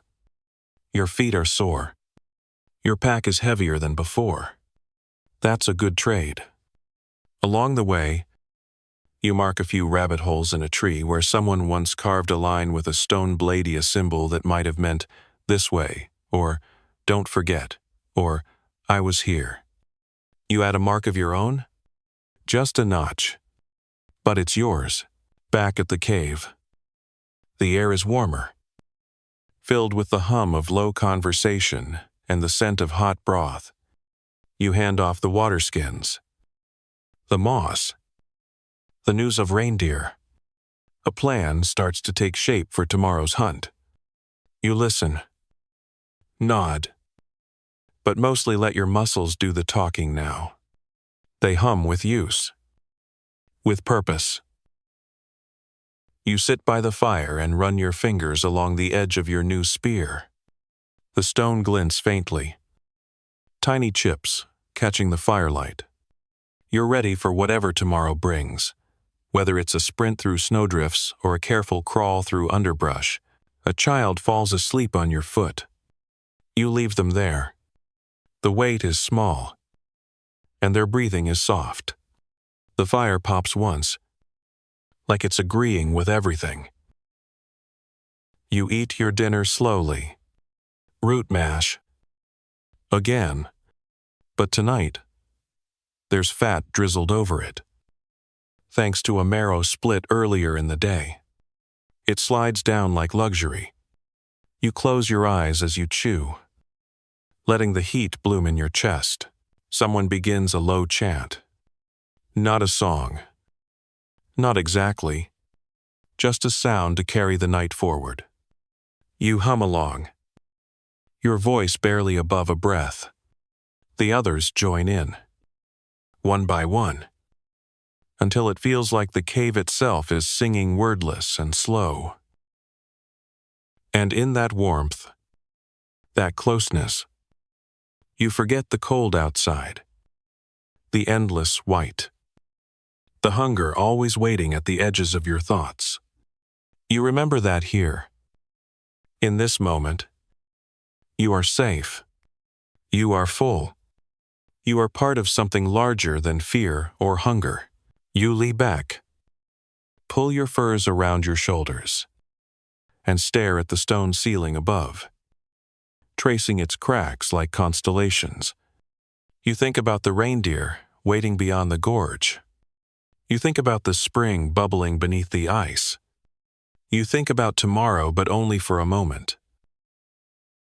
Sleep comes with the quiet confidence of a day well spent and a world gently held at bay. Your breath fogs the air before you as you rise. But it's not as sharp this morning. The storm seems to have broken the back of winter. At least for now. There's a heaviness to the sky, but no wind yet. And the snow, while thick, holds a kind of manageable silence. You sit up slowly, listening. The cave is already alive with the low rustle of movement, fur brushing stone, and the scraping of wooden bowls against the ground. Today is a reindeer day. You roll your shoulders, stretch your spine until it pops like kindling, and take stock of what you'll carry. Spear? Obvious. Extra flint? Always. A pouch of dried meat and that slightly suspicious mash you've been politely choking down for 3 days? Unfortunately. Yes. You glance over at the boy from yesterday, already lacing up his makeshift boots. His eyes meet yours, and he nods, like someone trying very hard not to look nervous. You nod back with a grin that hopefully says, "Don't worry. We'll only probably get trampled." Mainstream fact. Reindeer were a staple of Neanderthal diet in many regions. Their migratory habits made them predictable prey, and their bodies provided everything meat, sinew, hide, and antler for tools. Entire family groups could be supported by a single, successful hunt. But that success depended on patience, timing, and a whole lot of trudging. You set out early. While the light is still pale and uncertain, the snow crunches under your feet, and your breath rises in steady puffs. The gorge is farther than it looks always is. What seemed like a gentle rise yesterday is now a cruel, calf-burning slope. But your legs know the rhythm. Your feet know the path. And the others march beside you in quiet understanding. As you walk, the boy asks you a question. It's a soft one, hesitant, about why the reindeer move the way they dowie. They follow the same paths year after year. You pose, consider. Then you gesture to the ridgeline and explain, as best you can, that migration is like memory. The land remembers where the food is. The herds remember where safety used to be. And maybe, just maybe, they're following ghosts too. Fringe tidbit. Some modern researchers theorize that Neanderthals might have learned migratory patterns by observing birds, whose seasonal movements often preceded herd migrations. It's not confirmed, of course, but it's a lovely image watching the skies for clues from winged scouts, waiting for the right moment to move. The gorge appears like a wound in the snow-sharp, steep, and narrowing at just the right angle for a trap. You split the group. A few loop wide to circle behind, carrying noisemakers' bundles of bone and dried hide that rattle when shaken. The rest of you crouch low along the flanks of the trail, spears at the ready. Time stretches thin. The snow muffles everything. The only sounds are your own breath and the occasional creak of a tree under its icy burden. Then, to a distant, click, click. Hooves on stone. Reindeer. They come cautiously, at first sleek shapes, moving through the drifts. Steam rising from their flanks. You can see the breath clouding from their nostrils, their dark eyes scanning. Then the noise begins sharp, rhythmic clacking from the rear. The flankers are doing their job. The herd panics. Bunches. Bolts straight toward the gorge. Historians still argue whether Neanderthal hunts relied more on strength or strategy. Some suggest brute force was enough. But most evidence points to coordination teams positioned along trails, choke points, communication through signals or calls. You weren't just strong. You were organized. Possibly even terrifyingly so.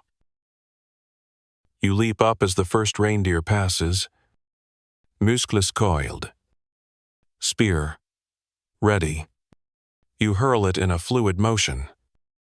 Feel it leave your hand like a promise. And watch as it strikes true side hit. Just behind the shoulder, the animal stumbles, crashes, and the others scatter in confusion. More spears fly. Another reindeer goes down. The snow is chaos for hooves, shouts. But it's brief. A few more minutes, and the herd is gone, galloping across the hills in a flurry of white and fear. You're left standing, chest heaving, fingers frozen, next to two fallen beasts, their bodies steaming in the cold. There's no celebration, just movement. Knives come out. Blood is let. Tendons sliced. You work quickly, efficiently. The boy helps this time. Quieter than before, but steady. He handles the sinew like he's done it before. Even if his face is a bit greener than usual, you carve. Strip. Sort. Muscle here. Fat there. Organs carefully wrapped in hide. The liver gets past around raw. Still warm. You chew it slowly, letting the iron tang settle on your tongue. It's the taste of survival, of gratitude, and, to be honest, it's not the worst thing you've eaten this week. You wrap what you can carry and mark the rest for return. The snow will preserve it well enough for a day or two. As you prepare to head back, the boy kneels beside the fallen reindeer and places a small stone near its head. No one taught him to do that. He just does. You say nothing but feel a quiet warmth spread through your chest. The walk back is heavier, but not slower. Packs full. Hands sticky. Eyes bright. You pass the same twisted tree, the same stone notch you carved yesterday. And it feels different now, less like a trail and more like a chapter. Back in the cave, the smells rush up to meet you. Smoke, stew, vet hide, and something suspiciously like yesterday's socks. You unload your catch, stretch your back, and immediately step into the work of preservation. Meat doesn't wait. You rub your eyes, then start cutting again. Fringe detail. It's believed that some Neanderthal communities developed shared butchering stations with designated roles and sequences: cutters, carriers, smokers. Archaeologists have found specific zones stained with blood and marrow, hinting at a kind of kitchen choreography you'd probably recognize today if you squinted past the mammoth ribs. Dinner is simple but rich. Fatty cuts dropped into a bubbling pot. The broth thickens. You add herbs someone dug from under the snow last week. It smells like something worth remembering. You eat beside the fire, your legs outstretched, your stomach humming. The boy talks now, quietly, about the way the reindeer looked at him. You nod. Not with answers, but with understanding. You felt it too. You always do. You clean your knife, roll your shoulders, and sit back. Around you, the fire pops. The cave breathes. The others speak in soft voices, their words wrapping around each other like wool. Outside, snow falls again, but gently now. The storm has become a lullaby. You lean back, a strip of fur pulled across your chest, and stare at the dark stone above. You think about the trail, the chase, the clean throw. You think about tomorrow, but only for a moment. Sleep arrives not as an escape, but a reward. As soft descent, a place where the reindeer still run, and you are always just fast enough. The reindeer meat has been drying for days now. It hangs like shadowy flags near the cave mouth, swaying gently whenever the wind nudges its nose inside. The smell is pungent smoke, salt, and something vaguely sweet from the sapwood fire you've been feeding around the clock. You're used to it by now. It clings to your hair, your clothes, even the inside of your nostrils.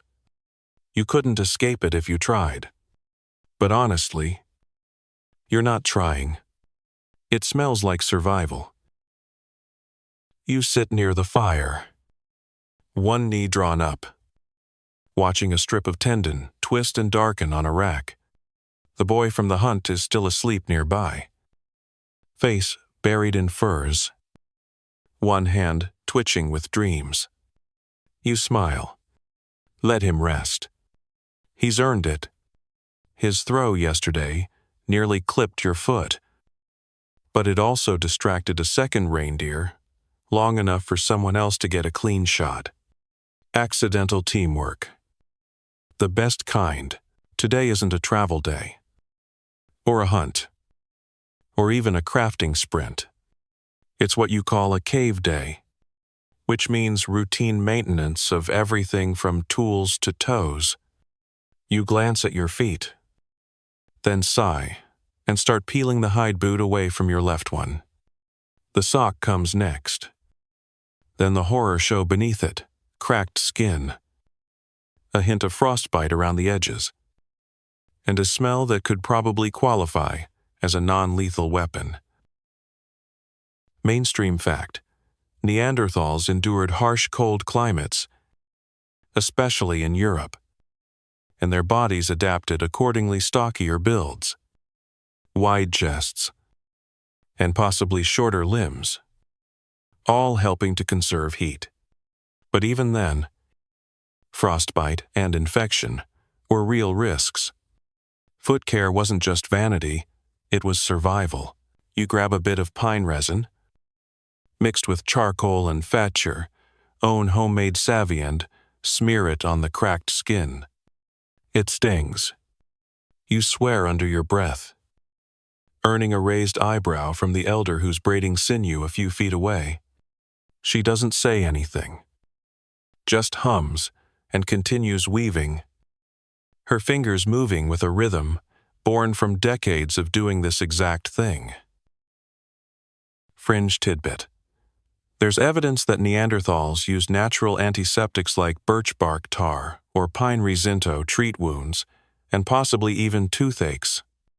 In one case, researchers found a jawbone with signs of a toothpick groove and residues of medicinal plants. Turns out, you weren't just brawny. You were bush medicine smart. Once the salve is applied, you pull your socks back on, muttering apologies to your future self. Then it's spear inspection time. Your newest point still sharp, still seated firmly in its sinew binding. It's a nod of approval. You set it aside with a kind of reverence. It has tasted blood. It has stories now.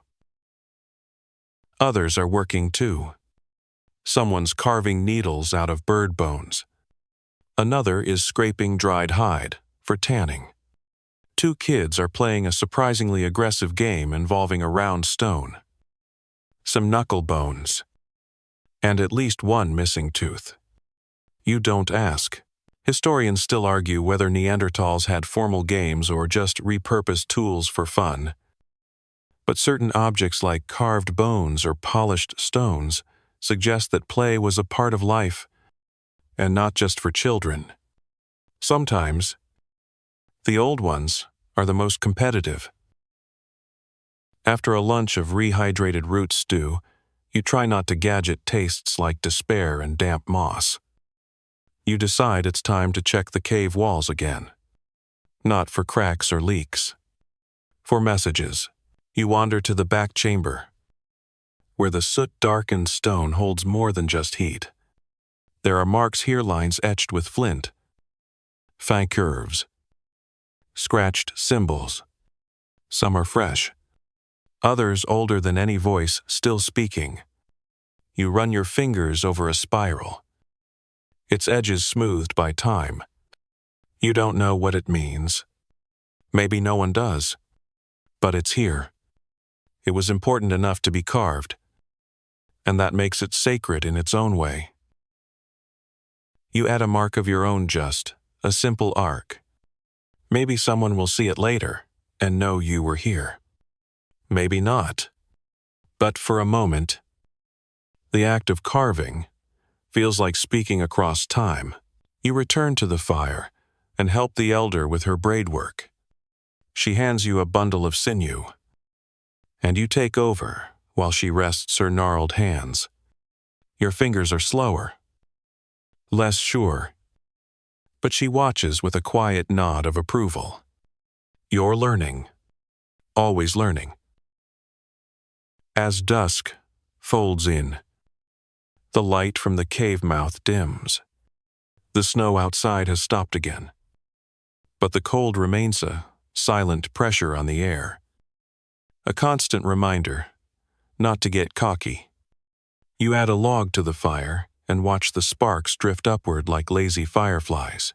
Dinner is surprisingly good tonight.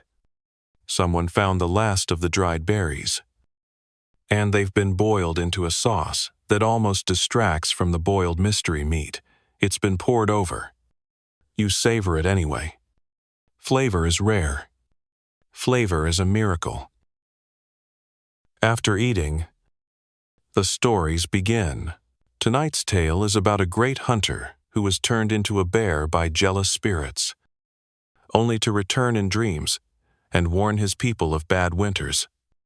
The storyteller has a gift for sound effects, and the part where the bear tries to talk but just roars is met with howling laughter from the children. You smile, feeling the tension in your shoulders loosen. This is how your people survive, not just with spears and fires, but with stories, with laughter, with the stubborn insistence that even in the coldest times, you will find something worth sharing. Before sleep, you check the meat one last time. The reindeer strips have hardened, the color deepening to a rich, dark red. You tap one gently, and it gives off a hollow sound. Perfect. You move them farther into the cave, away from any lingering damp.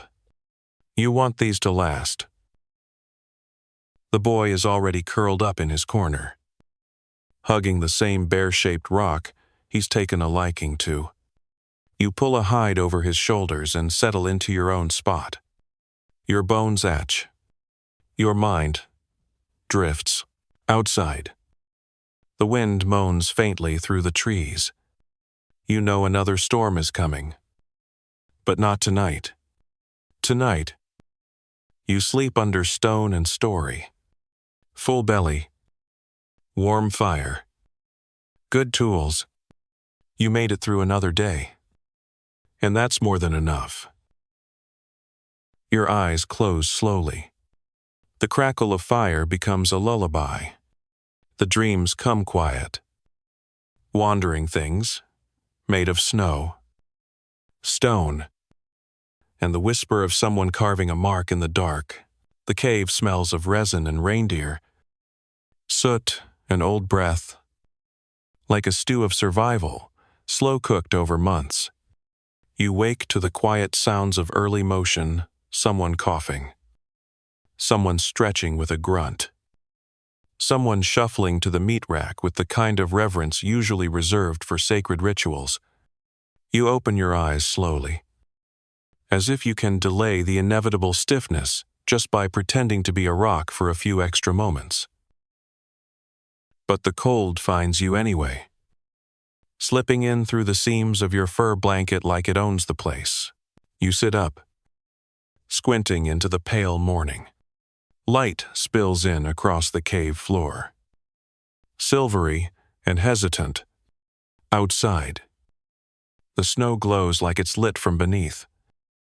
A soft blanket of frost covering everything that ever dared to move. The boy is already up, gnawing on a piece of dried meat and watching the fire like it's telling secrets. You nod at him, and he nods back like a grizzled warrior, despite the smear of grease on his cheek. Today is a preparation day, not for travel, not for hunting, though those will come, but for something older, slower, more hidden. Today, you tend to the forgotten things, the tasks that keep your people safe, but never make it into the songs. Mainstream fact. Neanderthals didn't just survive in the wild, they engineered it. They maintained living spaces, cleared smoke holes, arranged sleeping zones for optimal warmth. Some sites even show evidence of constructed windbreaks and heat management, using fire placement. You weren't just camping, you were architecting the Ice Age. Your job this morning is the smoke duct. It's nothing fancy, just a clever groove in the stone ceiling. Chipped by someone with too much time and a very specific problem with breathing charcoal. But it works. Usually. Except now. A bird has apparently decided it's a prime nesting spot. You climb up, muttering to yourself, and peer inside. Fringe tidbit. Archaeologists have found bird talon jewelry in Neanderthal sites, suggesting symbolic or aesthetic use. But one wonders how many of those talons were acquired after a rude nesting situation involving fire smoke and a very angry cave resident. You gently prod the nest with a stick. The bird, very much alive and entirely unimpressed, hisses at you with the fury of 1,000 winters. You flinch backward, almost dropping your footing. Below, someone snorts with laughter. You glare down and return to poking, eventually convincing the creature to flap away in a storm of feathers and judgment. You leave the nest where it is no egg sand, clear the soot and buildup with a mix of moss and annoyance. You descend, soot-streaked and victorious, to polite clapping from the boy. You toss a feather at him. It lands on his head and stays there. He leaves it, perhaps as a trophy. Next comes the hearth reset. The coals have drifted to one side, and the heats become uneven. You and 2 others rake it out. Add flat stones to reflect warmth, and lay down fresh branches. Someone sprinkles herbs into the fire knot for flavor or medicine, just for scent. The sharp, piney smoke cuts through the lingering animal funk. You sigh in relief. Historians still argue whether Neanderthals had specific roles or rotated chores communally. Some believe older individuals became wisdom keepers and repairers, while younger members did the bulk of the hunting. Others point to wear patterns on bones that suggest everyone did a bit of everything, depending on the season and the day. You take a break beside the fire, cradling a cup of warm water and moss, which somehow qualifies as a beverage. You sip it anyway. Hydration, in your world, is rarely pleasant. Then comes inventory. A hide is unrolled on the floor, covered in toolsome hole, some chipped, some lost causes. You sort them methodically, cutting blades, scrapers, awls. You toss aside a few that are beyond repair, but most just need love and a few sharp hits with another rock. You take up a blade with a hairline crack and begin reshaping it. The sound of stone on stone echoes through the cave in sharp bursts, each chip releasing a puff of dust. The boy sits across from you, shaping a spear tip. His technique is improving. You nod once. He tries to hide his smile, and fails. Midday brings food-thick mash with flecks of dried meat, served on a flat stone.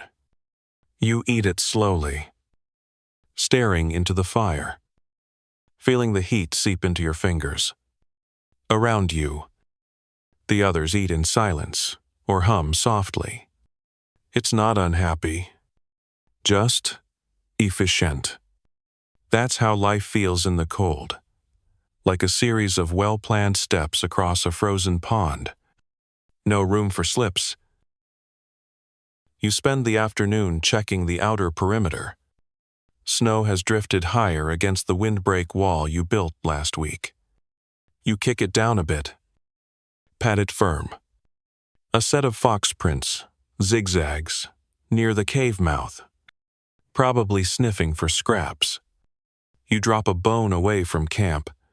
Sometimes a small bribe is better than a fight. As evening draws in, the chores slow.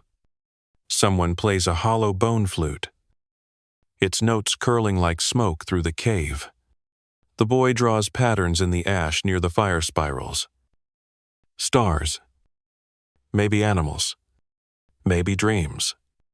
You don't ask. You just watch. Quietly. Thinking of all the forgotten things that have kept you alive. Smoke ducts. Warm stones. Shared looks. Feathers in hair. You reach for a strip of hide and start braiding it absent-mindedly. You don't need a new cord, but your hands need to move. They remember things your mind forgets. That's the way it is. Dinner's a surprise. Someone found buried roots near the base of the hill. Roasted. They taste slightly sweet. A novelty your tongue isn't ready for. You savor every bite. Others do too. It's a celebration, even if no one calls it that. Afterward, you lie back beside the fire, the hide braid resting across your chest. The boy's feather has moved to the fire pit wall, propped up in a crack. Maybe it's art. Maybe it's a reminder. Maybe it's just a bird's revenge. The cave dims. Sleep wraps around you. Warm and smoky. The fire pops softly. The wind outside mutters to itself like a tired elder.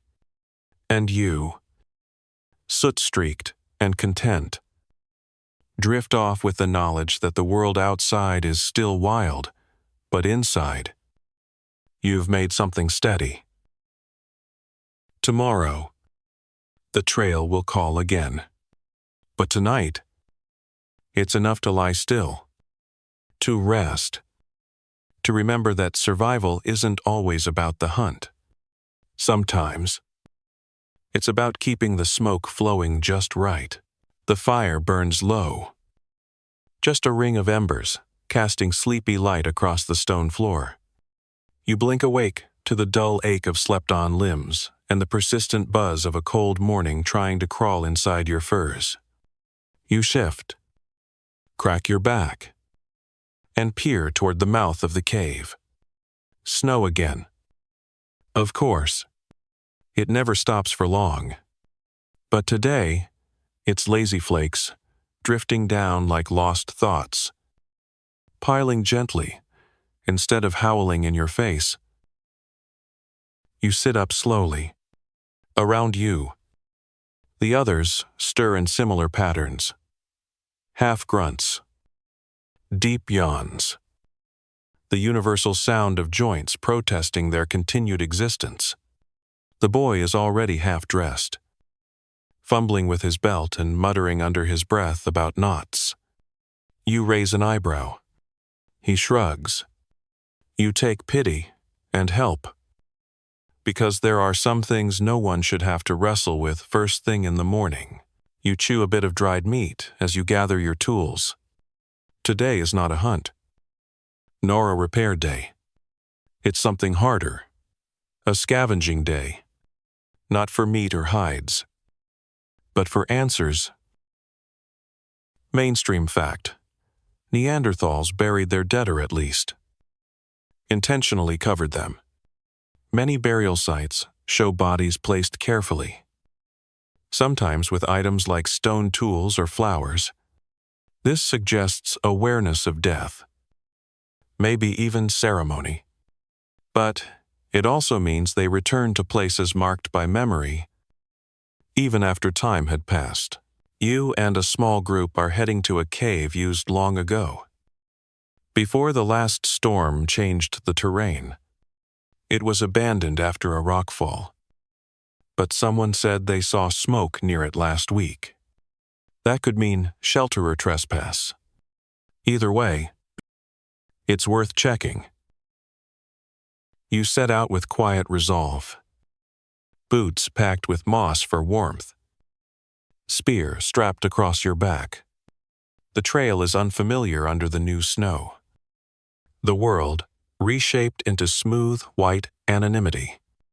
But you've walked this land long enough to read the buried Clueswine brake trees leaning east.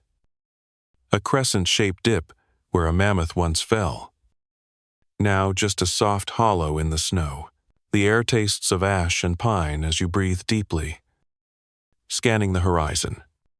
The boy walks beside you. Quieter than usual. He knows today's walk isn't just a walk. It's a pilgrimage of sorts, though, a place of bones and memory. Fringe tidbit. Some ancient Neanderthal sites contain odd artifacts.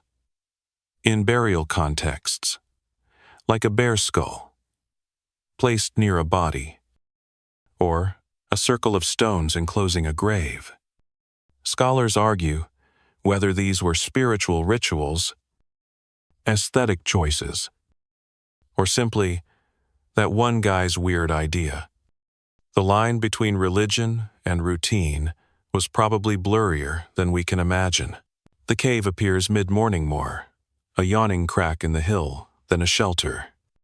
The snow around it is disturbed. Not much, but enough. You signal the others and approach slowly. No smoke now. No footprints leading away. Just silence. You step inside first. Spear raised. Senses sharpened. The cave is small, but dry. Dust clings to the walls. Old fire marks stain the ceiling like soot shadows. And there toward the backies, the bundle of bones. You lower your weapon. This is no stranger's fire. This was your people's once. The bones are arranged deliberately. Arms folded. Feet tucked. Someone took care. You kneel. Brushing snow from the chest cavity. The ribs are brittle, but whole.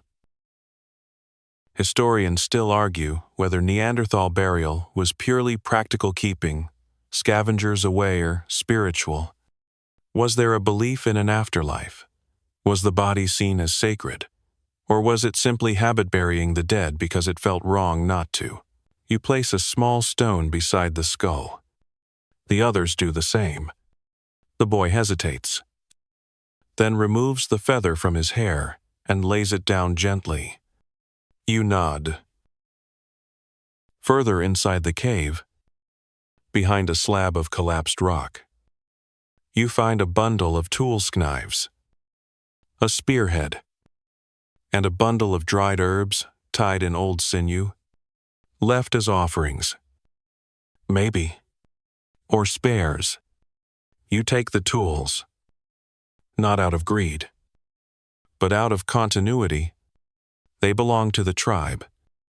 Still, the herbs crumble in your fingers, releasing a scent that's familiar and strangely calming. You leave the cave quietly. No words exchanged. Some things don't need them. The walk back is slower. The world feels heavier, but not in a bad way. Like a blanket. Not a burden.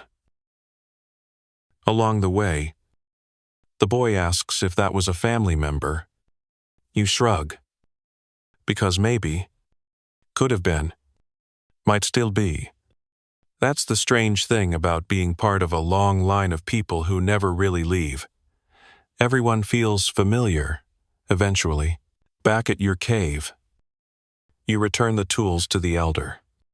She examines them, nods once, and sets them among the others, not as relics, as tools, still useful, still part of the fire. You sit near the entrance, and watch the snow fall. Your legs ash. Your back is tired. But your heart feels settled, like a stone pressed into soft earth.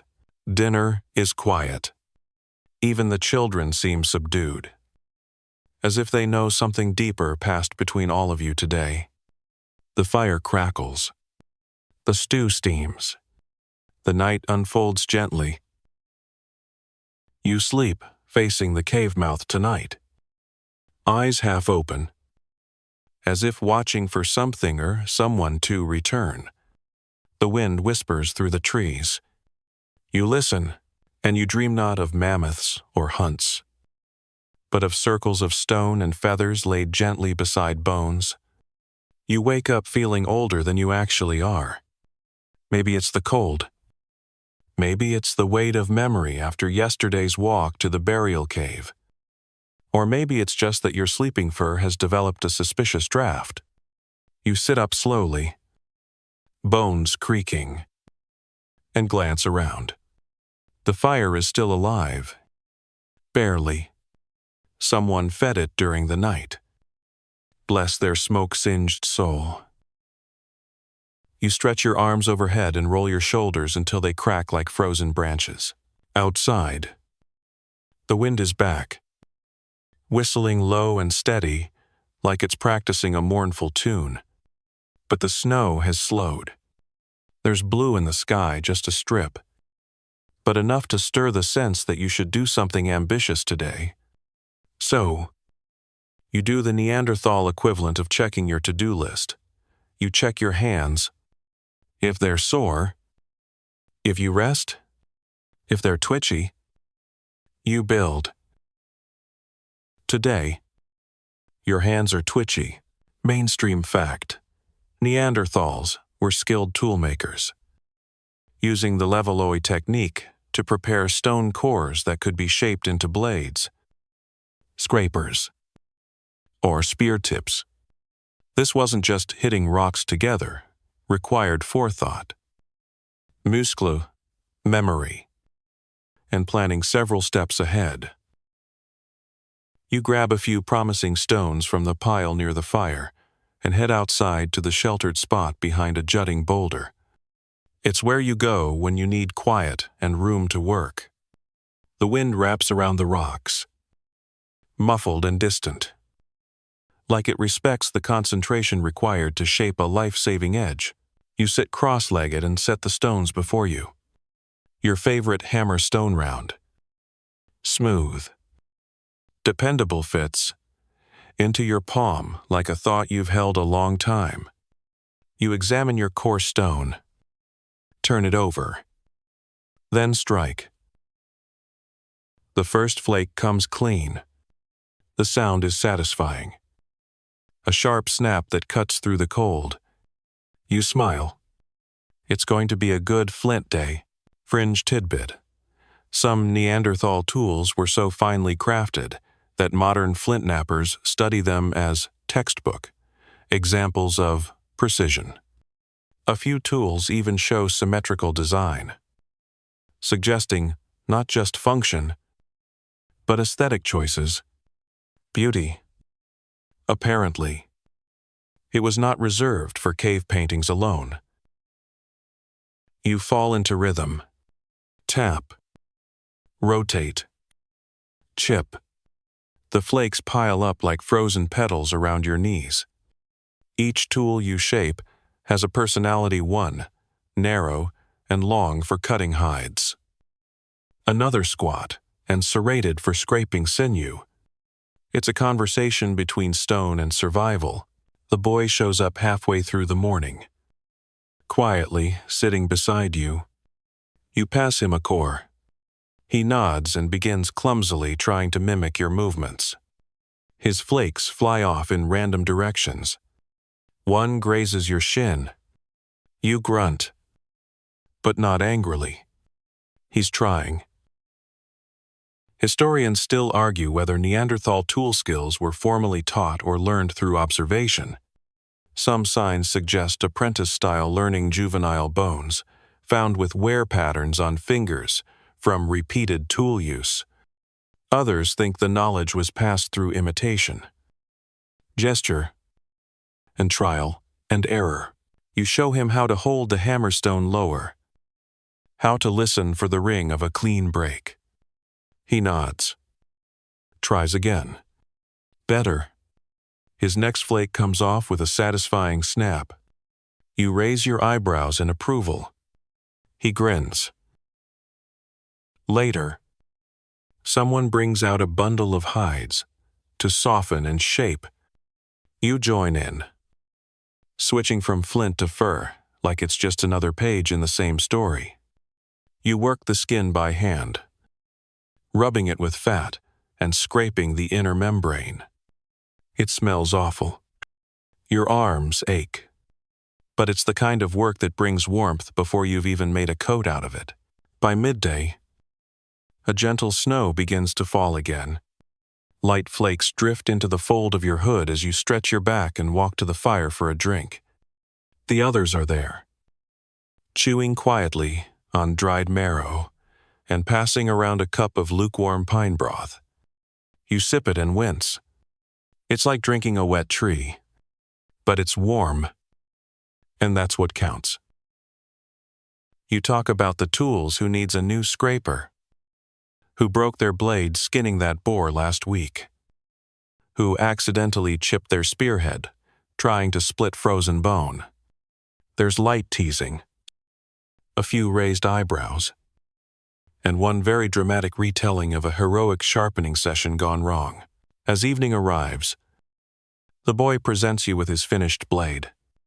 It's small, a little uneven, but sharp and usable.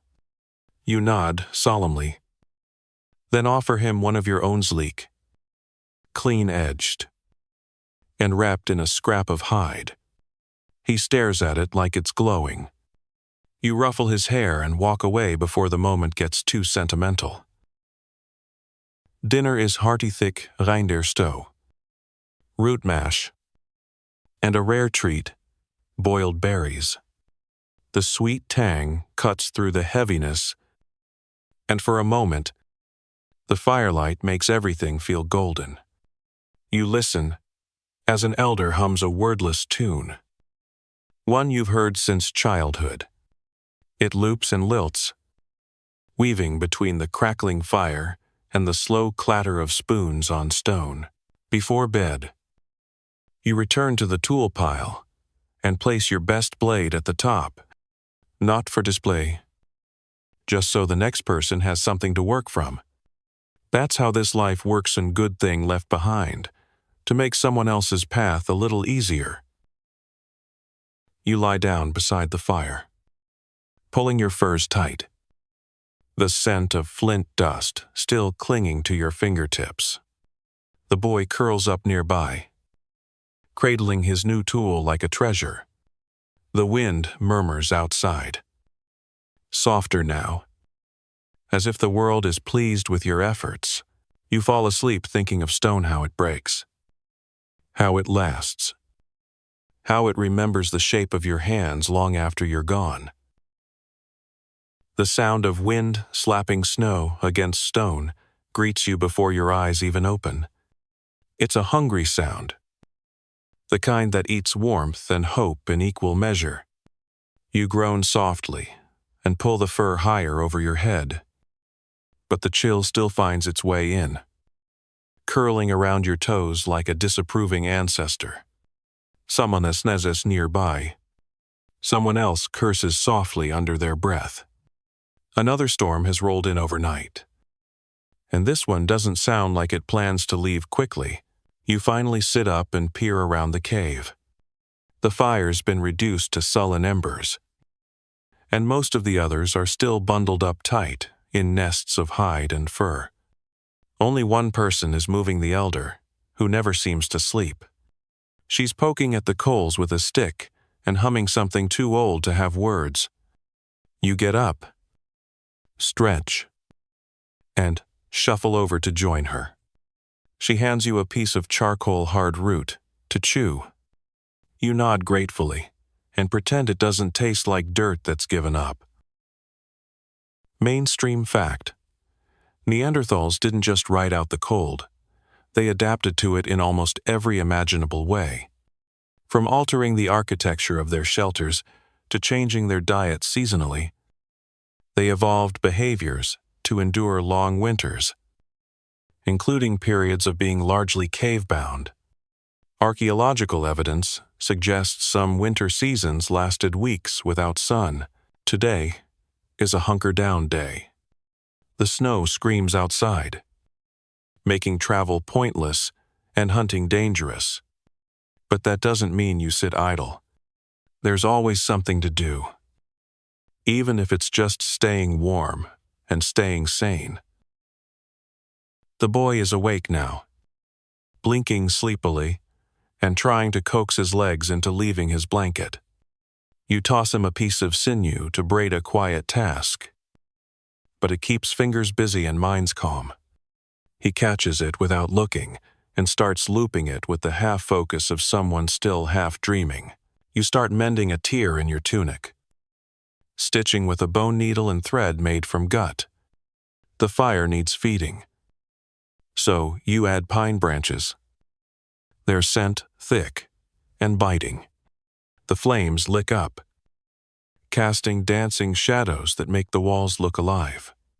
For a moment, it's almost kosamost. Frengetidbit.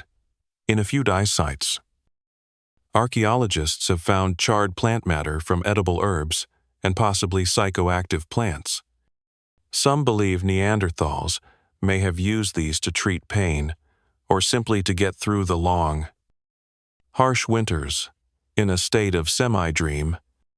Not proven, of course, but Everyone needs coping mechanisms. Later, you help the elder rearrange storage piles. The dried meats need to be moved farther from the fire, where they'll keep better.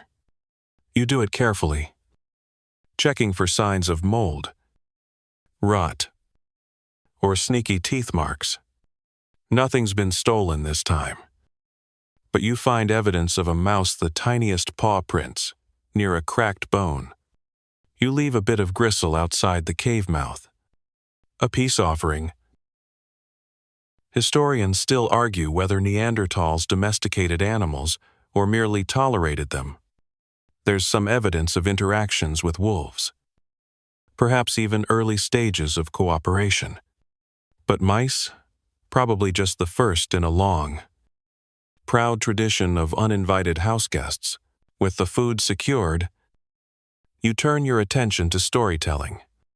Not your ideas. Omioni starts humming again. And that always means stories are about to happen. You settle in near the fire, wrap a fur around your shoulders, and listen. Today's story is about a snow spiritual as a mammoth, with breath that freezes rivers. It watches the tribe through the trees, testing their strength, their kindness, their willingness to share. The boy listens with wide eyes, his braid forgotten in his lap. You pretend you're not captivated, but you are. Even the elder leans in slightly during the part where the spirit hides a baby under the snow to test whether the hunters will dig deep enough to find it. You've heard it 100 times. Still makes your heart pound a little. After the story, the children wrestle, while the adults resume their tasks. You work on your spear, reinforcing the bindings with fresh sinew and a drop of resin. You test its balance by spinning it in your palm. Still true. By afternoon, the storm grows stronger. The snow now sounds like sand scraping, gnawing, demanding. You roll up in your furs and nap for a bit, letting the howling wind become background noise. When you wake, the light has dimmed, and someone has started boiling bones for broth. The smell fills the cave thick, oily, slightly metallic. It's not appetizing. Exactly. But it promises warmth. And that's good enough. You sip your share slowly, letting it coat your tongue and belly. It leaves a slick on your lips that you wipe away with the back of your hand.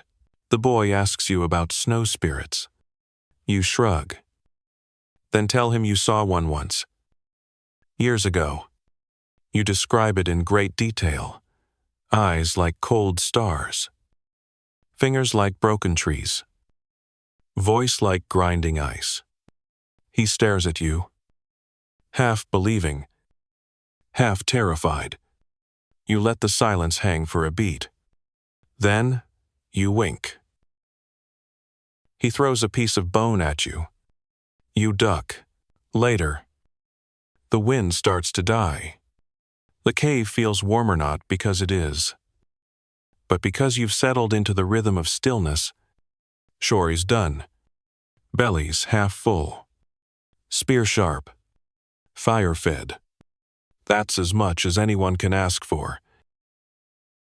You lie back and stare at the cave ceiling, tracing patterns in the smoke stains. You wonder how long people have been doing exactly this, staring up, thinking about stars, or spirits, or the mouse that keeps trying to chew through the hide bag. You keep your best tools in. Before sleep, you check the perimeter. Just inside the cave mouth, snow has piled high, soft and undisturbed. You use your foot to pack it down, reshaping the wall to trap heat better. Then you step back inside, nod at the elder, and take your place by the fire. You close your eyes. The wind outside quiets, becoming less of a roar and more of a whisper. It says, "You made it through another storm." And you believe it? The sun returns like an apology. It spills gold across the snowdrifts, softening the jagged edges of everything it touches.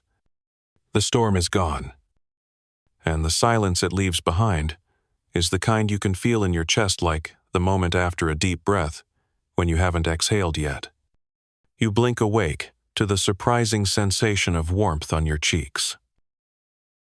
Real sunlight. Actual, honest warmth. It's like discovering someone left a surprise under your sleeping fear, except it's the sky. You stretch and yawn and shake the sleep from your limbs.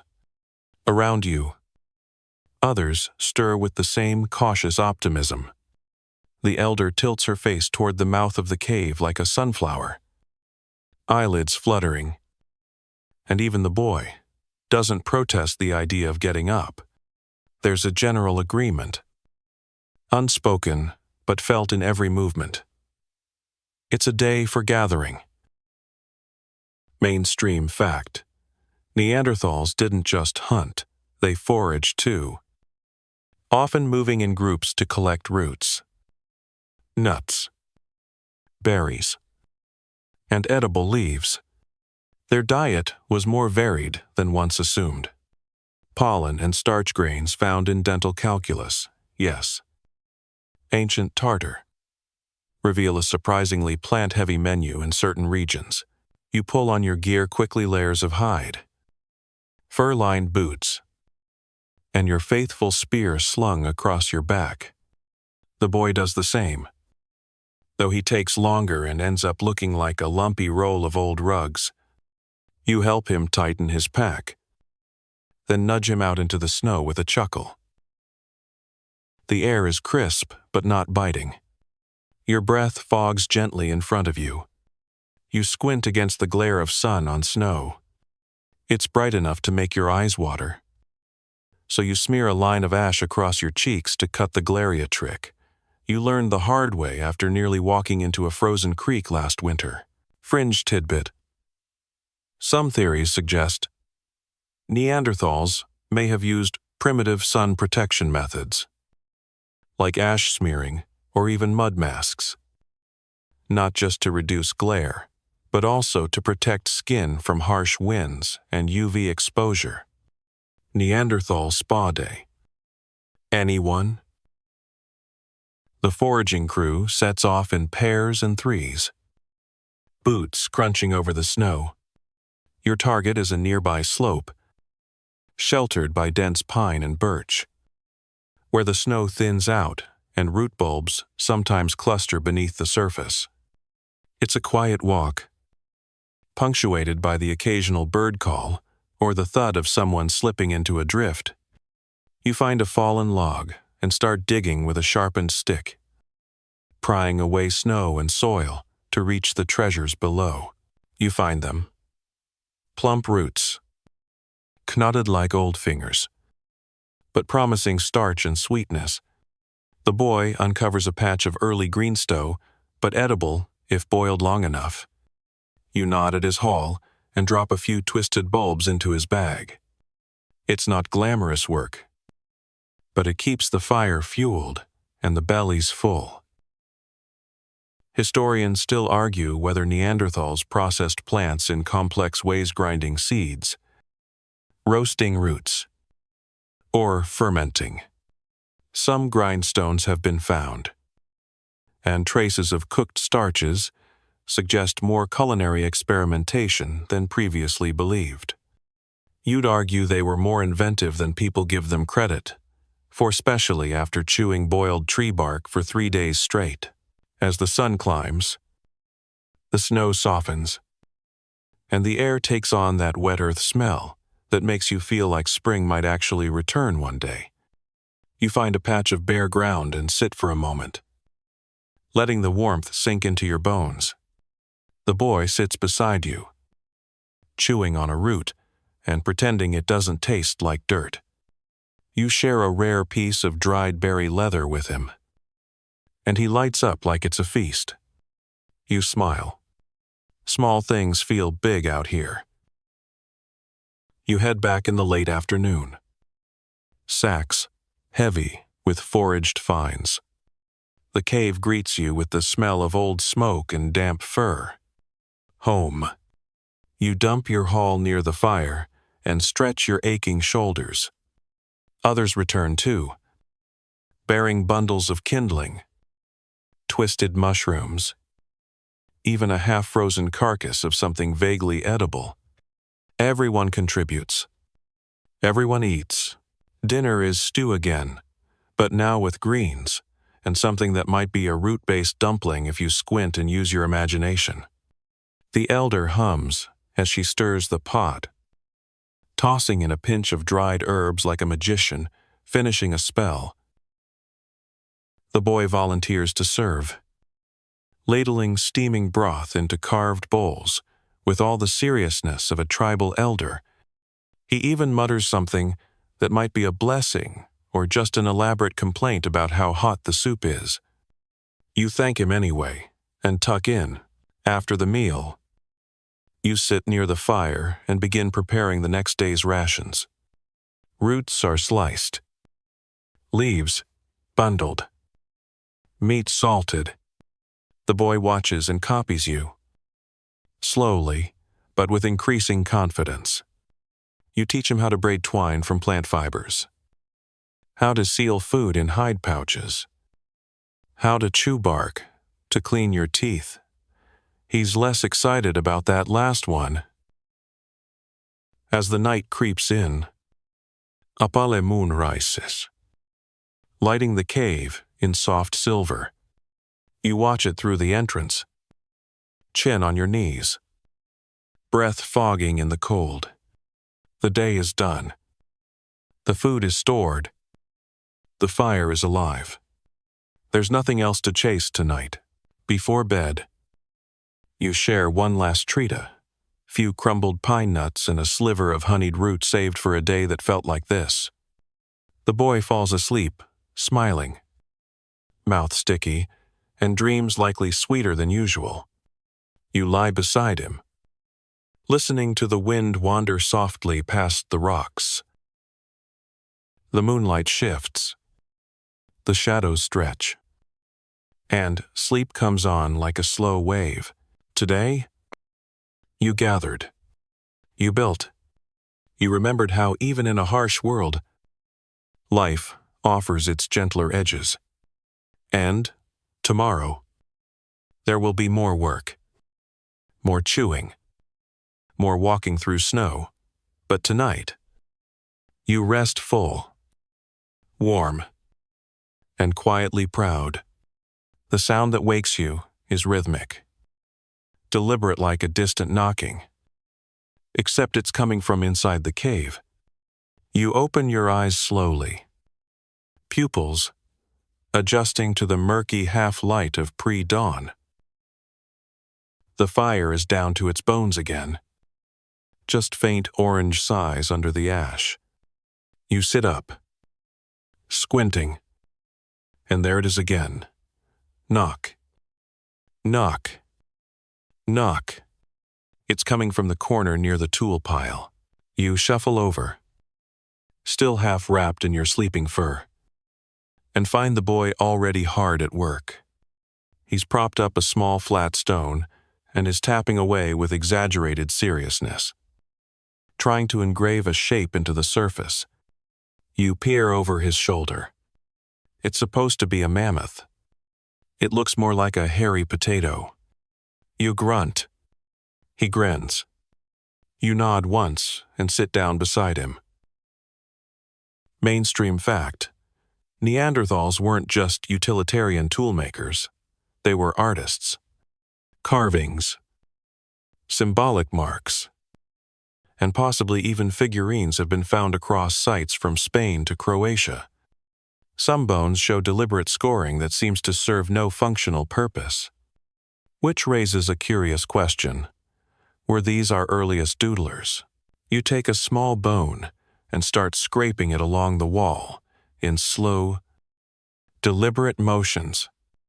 You're not trying to make a masterpiece, just tracing shapes, curves, lines. It's something to do with your hands, a way of marking the moment, as if to say, I was here. We were here. The boy watches and starts copying your strokes. He's getting better. His hairy potato now has tusks. Sort of. Someone else wanders over. Then another.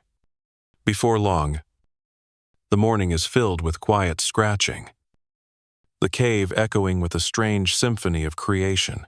Fringe tidbit.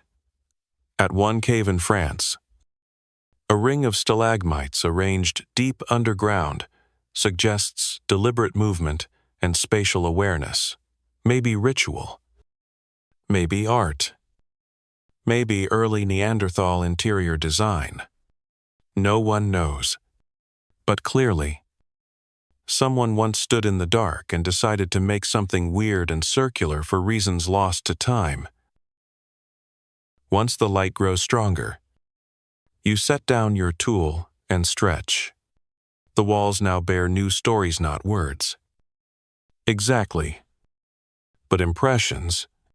A reindeer. A tree. A handprint. A spiral. The boy adds a new feather to his belt. Maybe to celebrate the art. Maybe just because it looks cool. You head out for water.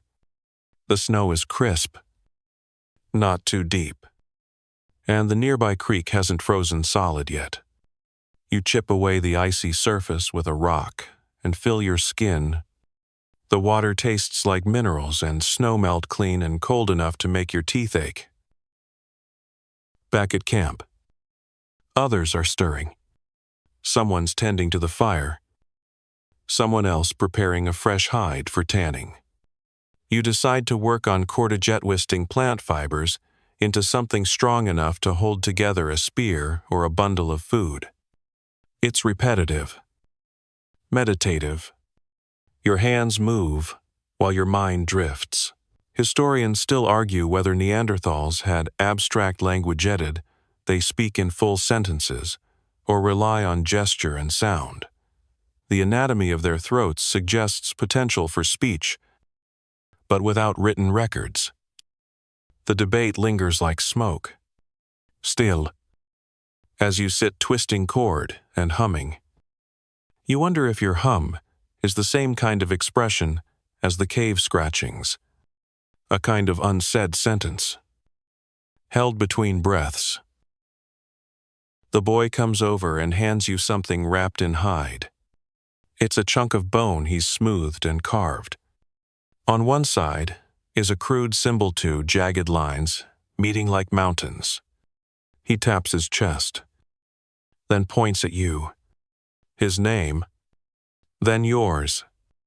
On the same object, you feel a strange tightness in your throat that has nothing to do with smoke. You ruffle his hair, take the bone, and loop it around your neck with a strip of hide. It swings gently against your chest as you stand. The rest of the day is slow. The storm has cleared, but the animals are still keeping to their dens, and the hunters return with little more than tracks. You help patch up the sleeping area instead of rearranging furs, replacing worn mats with fresh straw and dry moss. The cave feels more comfortable now. Lived in, not just shelter. Home. Dinner is modest bone broth with chunks of root. A few pieces of dried meat soaked until tender. No one complains. The fire glows warm, and the boy plays a few high-pitched notes on his bone flute. It's not good music, but it's enthusiastic, and that counts for something. Later, someone starts dancing. Slowly at first, just a sway beside the fire. Then someone else joins, and another. You stand, hesitant. Then let yourself move, feet crunching lightly on gravel and ash. Arms swaying. It's not elegant. It's not rehearsed. It's just movement. Joy. Rhythm. A release. A celebration that you're here. You're alive. And the fire still burns. Fringe theory alert. Some archaeologists believe Neanderthals used rhythmic movement or music during group rituals, maybe to communicate, maybe to bond. There's no solid proof of dance parties. But after surviving Ice Age Tuesdays, wouldn't you want to shake it off too? Afterward, breathless and laughing, you collapse onto your furs. The boy mimics your fall with great theatrical flair, then proceeds to snore very loudly and very on purpose. You stare up at the ceiling. The faint shadows of your drawings remain, barely visible in the firelight. You wonder if someone, thousands of years from now, it will find them and guess what you were thinking. Probably wrong, but maybe they'll smile. You drift off slowly, thoughts tumbling like the snow outside, gentle, quiet, and ready to settle. There's something different about the air today. You notice it before you're fully awake, something in the way the wind moves, or how the cave breathes behind you. You sit up slowly, rubbing your eyes, and listen. Not just silence, but space. The kind that feels like the world is holding its breath. You glance toward the mouth of the cave and see it. The snow is gone, not just thinned or crusted over, but actually melted in wide swaths, revealing patches of earth. You blink again to be sure. Yes, that's dirt. Real dirt. You could kiss it, but you remember how many animals probably already have. You stretch to your feet and walk to the edge, letting the daylight wrap around your face. The boy is already outside, arms outstretched, spinning like a leaf in the breeze. He slips on a wet patch and faceplants in the mud. You chuckle and help him up, both of you laughing now. Covered in spring. Mainstream fact. Seasonal change was crucial to Neanderthal survival. As winter thawed and plants began sprouting, diets shifted. Migration resumed, and animal behaviors changed. Tribes followed these rhythms, planning movements and hunts around seasonal patterns long before calendars or clocks. You gather a few others and head down the slope toward the river. The snow has receded enough to reveal new life-early buds poking up bravely. A glint of green along the banks. It smells alive. After weeks of frozen nothingness, the scent of damp moss, thawed bark, and new grass is borderline intoxicating. The boy tugs on your sleeve and points to a patch of ground disturbed by hoofprints. You nod. Deer. Likely. Maybe elk. Time to scout. The group spreads out, walking low and quiet through the underbrush. Birds chirp hesitantly above, as if auditioning for spring. Your breath quickens with the pace of possibility. Fringe tidbit. Some researchers speculate Neanderthals used seasonal indicators like bird migrations or flowering plants to time their movements. Though not formally tracked, their intimate connection to nature may have given them calendar-like instincts. Think prehistoric weather apps. But covered in fur, you follow the tracks into a clearing. There, grazing lazily on the exposed grass, is a small herd of reindeer. They haven't noticed you yet. You freeze, signaling the others with a flick of your wrist. The boy readies his spear with nervous fingers. You place your hand on his shoulder and nod once. He exhales. You inch forward, keeping your body low and your shadow short. Every footstep is measured.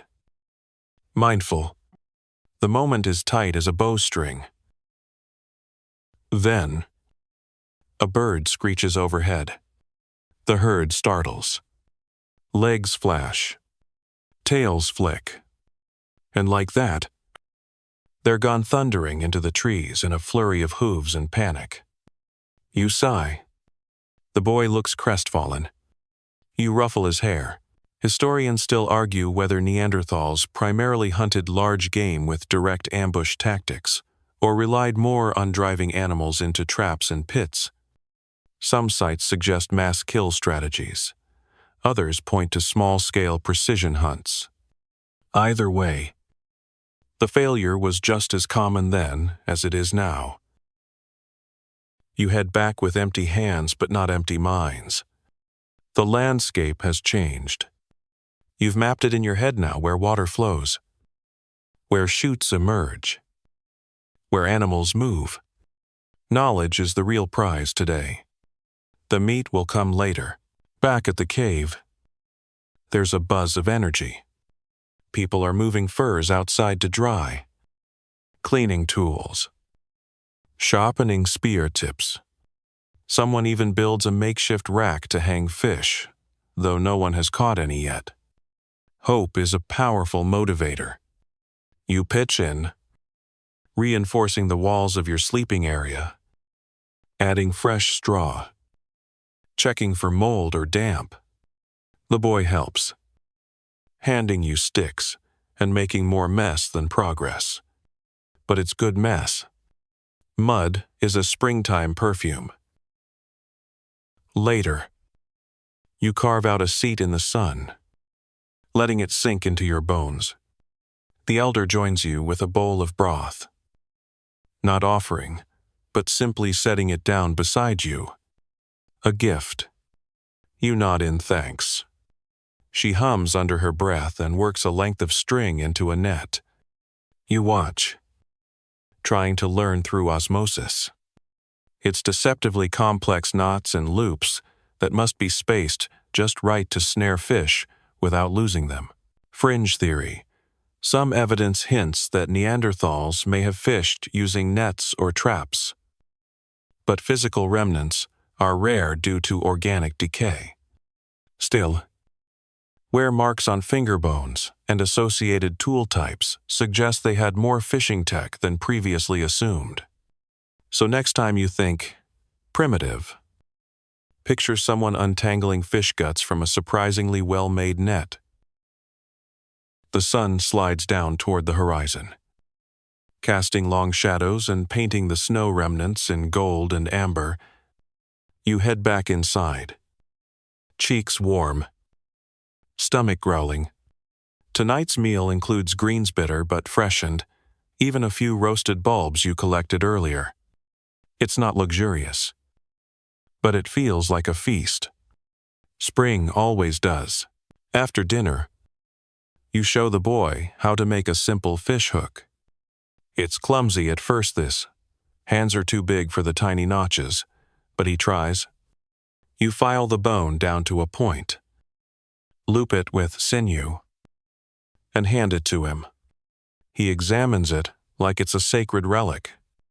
Maybe it is. You lie down that night with the scent of thawed earth still in your nose. The fire pops.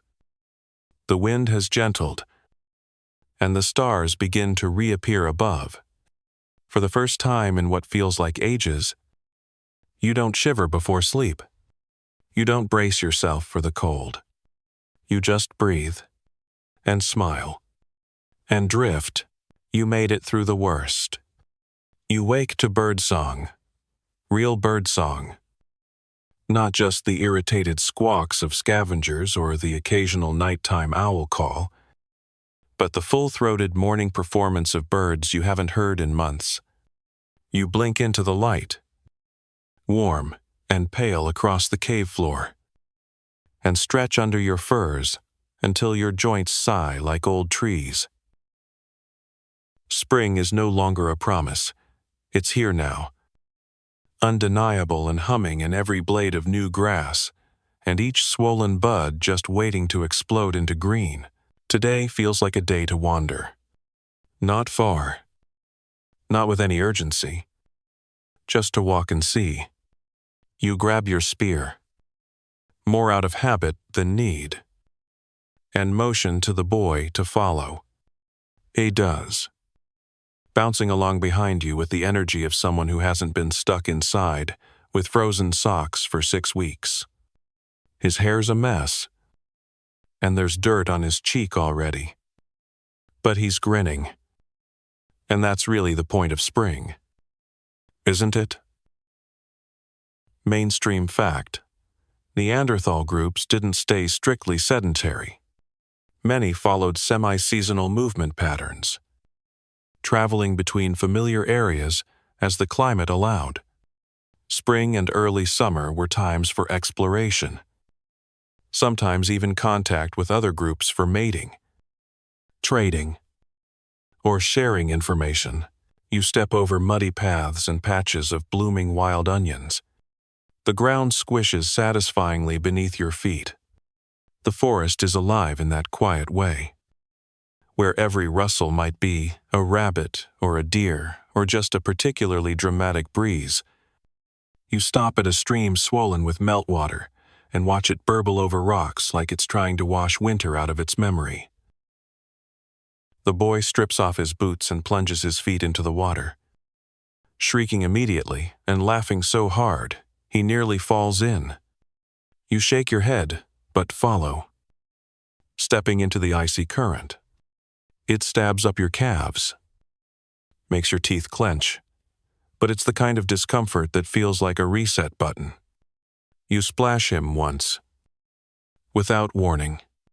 He retaliates by flinging a full double-hand spray of cold at your chest. You both end up soaked and gasping. Fringe tidbit: evidence from some cave sites shows pollen from flowers carefully placed in Neanderthal graves. Some interpret this as ceremonial, while others suggest it may simply be part of the environment. Either way, it suggests attention to aesthetic detail and an awareness of the natural rhythms of growth and decay, possibly even a love of spring flowers. After drying your feet in the sun, you hike uphill toward a rocky bluff that overlooks the valley. The view is staggering fields, still dotted with snow patches. Forests greening fast. a distant herd of something too large to be wild pigs. Maybe aurochs. Maybe just wishful thinking. You sit for a while, chewing dried meat and passing a leather water pouch between you. The boy draws something in the dirt with a stick, looks like a sun with legs. Maybe that's what spring is. In his mind, a walking sun. Historians still argue whether Neanderthal art and symbolism were religious or practical, simply emotional. Were those handprints on cave walls declarations of faith? Or just boredom? Was the placement of bones intentional or accidental? No one knows for sure. And you certainly aren't offering a definitive answer while eating jerky on a sun-warmed rock. You descend slowly. Not because you're tired, but because there's no reason to rush.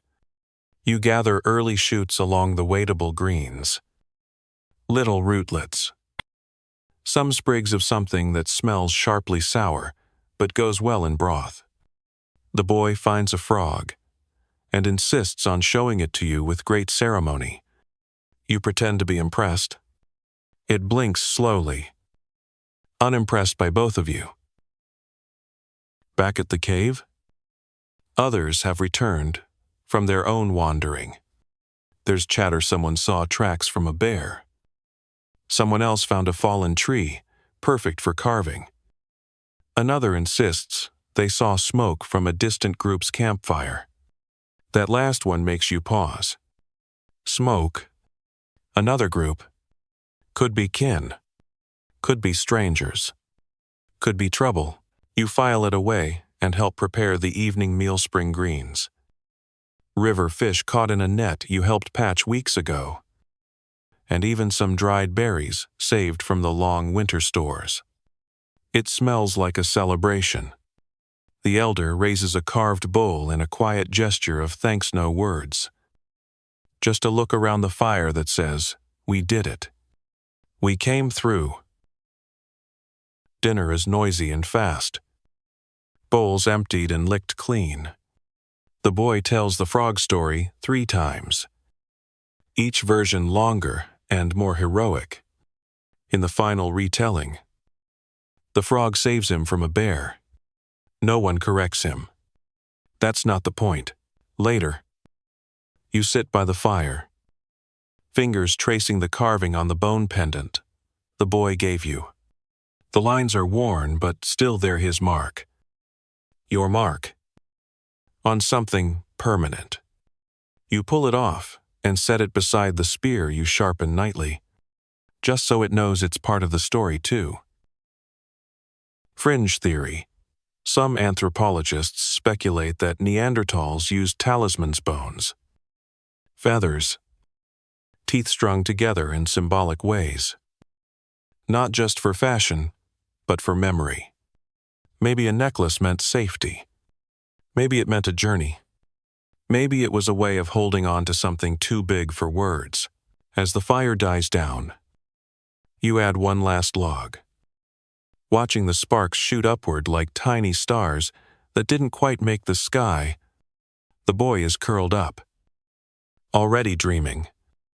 His frog safely returned to the river, his feet still dirty.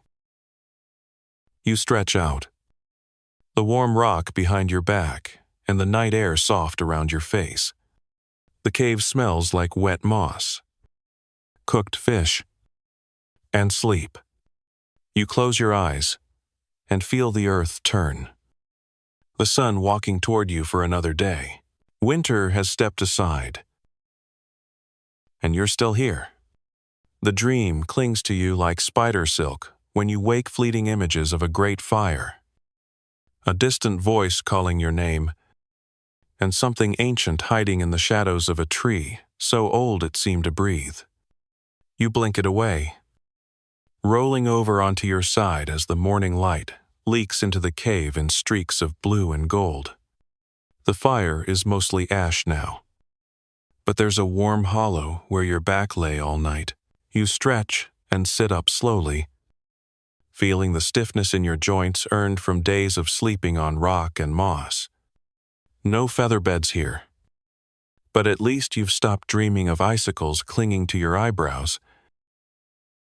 Outside, the forest is alive, with that early spring rustle birds shuffling through branches, insects clicking, small feet darting through undergrowth. It's the kind of morning that begs you to follow it. So you do. You gather your spear, your putch, and your now familiar companion, the boy who trails after you like your own mischievous shadow. He's chewing something bitter. Probably one of the green stalks you told him not to eat raw. He makes a face, spits it out, and laughs like it was worth it. Of course it was. Today you're not hunting. Not for animals anyway. You're hunting memories. Or more precisely, something that might help explain them.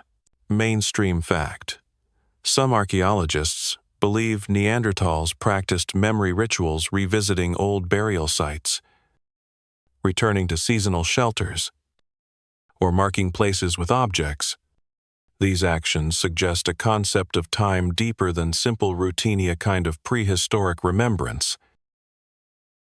You take a familiar path.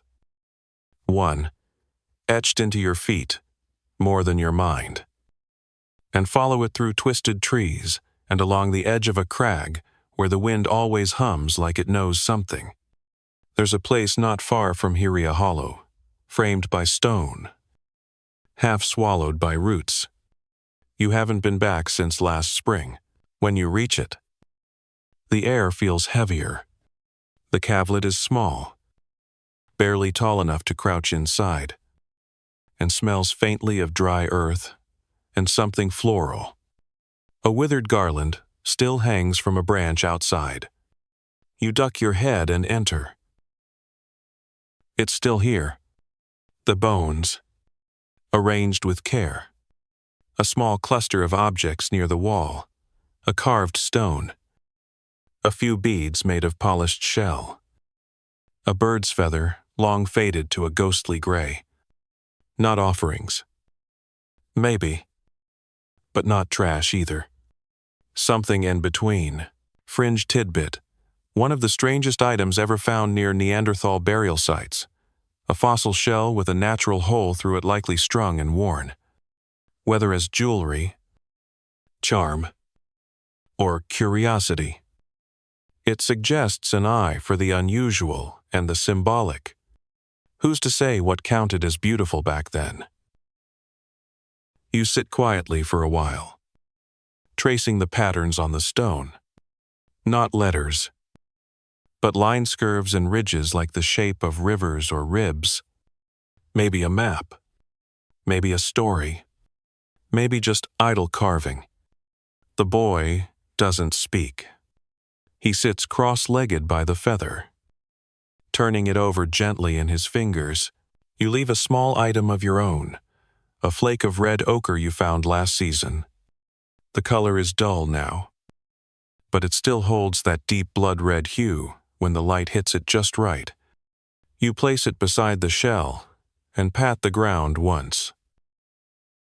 Historians still argue whether Neanderthal burials were emotional, spiritual, or simply practical. Were they grieving, protecting the dead from scavengers, or honoring something bigger than themselves? The lines blur. And maybe that's the point. Some things are too big for answers. You emerge from the hollow, blinking at the light. The boy stays a moment longer, then joins you. Neither of you says anything, but something has shifted. Even if just a little. He walks closer to you now, his shoulders straighter, as if carrying something invisible. The walk back is quiet, but your senses are sharp. You notice the way the moss changes color near the creek, the flutter of birds startled by your passing, the cluster of mushrooms growing in the shade of a fallen log. You pick a few safe ones and hand them to the boy. He pockets them proudly. like treasure. By the time you return, the sky has softened into afternoon. The others are working scraping hides, preparing fish, carving tools. Life rolls forward. You join in, sitting beside the elder, who hands you a half-finished blade. You take over without a word, your hands moving with muscle memory. Later, you share the story of the cavalet knot, all the details, just enough. The feather, the ochre, the feeling. A few heads nod. One of the older women begins humming. Another adds kindling to the fire, though it doesn't need it.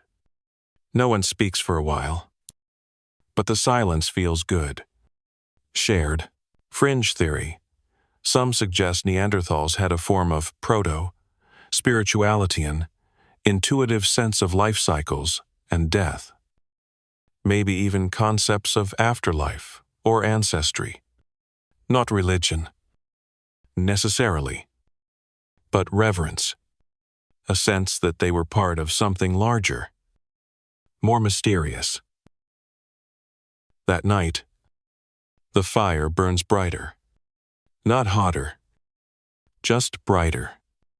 You sit near the edge, the boy curled up beside you again, his hand clutching the feather he never put down.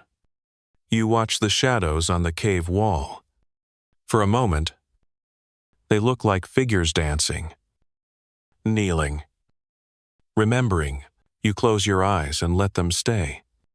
The fire crackles low, and you wake slowly, not from cold or noise, but from something softer maybe, the scent of ash and damp moss. Maybe a half-remembered dream. You lie still for a while, listening. The cave breathes. The boy sleeps beside you, one foot sticking out from under his fur like a lazy rabbit. Outside, morning stretches its pale arms across the landscape. Today is a day for remembering not memories of people, but of things. You feel it in your bones. The way the earth sometimes hums beneath your feet, nudging you toward places that hold pieces of stories, long since set down and forgotten. There's a spot you haven't visited in moons. A cache, a scattering, a place where the old tribe left behind pieces of themselves not buried, but arranged tools, bones, broken ornaments, all quiet as secrets. Mainstream fact. Neanderthal sites often contain deliberate groupings of object stools arranged in patterns, bones placed in specific positions. These are not random garbage dumps. Some archaeologists believe they served as memory markers, teaching tools, or even early museums of sorts. You rouse the boy, who grunts and rolls over before accepting that, yes, it's morning again, and yes, we are walking again, and yes, he probably should put both boots on this time.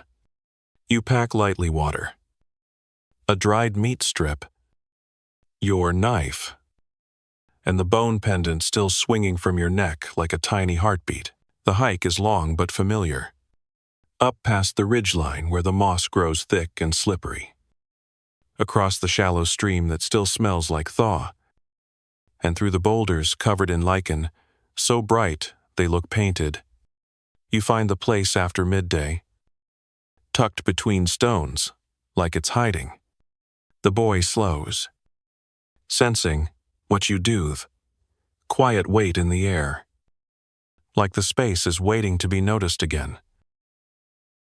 The ground here is scattered with objects, stone flakes, charred bone ends, a discarded spear point broken clean through the center.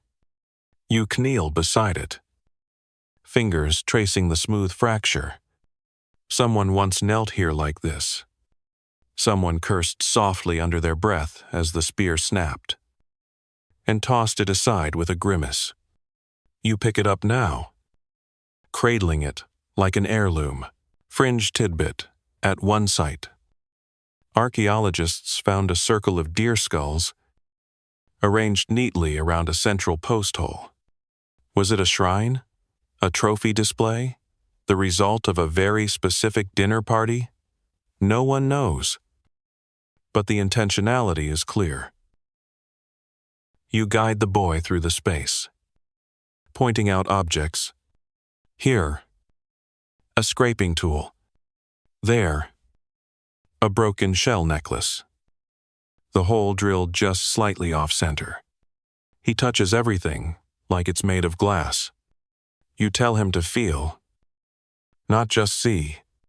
He picks up a tooth, turns it over, and grins. You let him keep it. You spend the rest of the day arranging, not changing, just noticing. You nudge a few things back into clearer view. Brush away moss to reveal an old fire ring.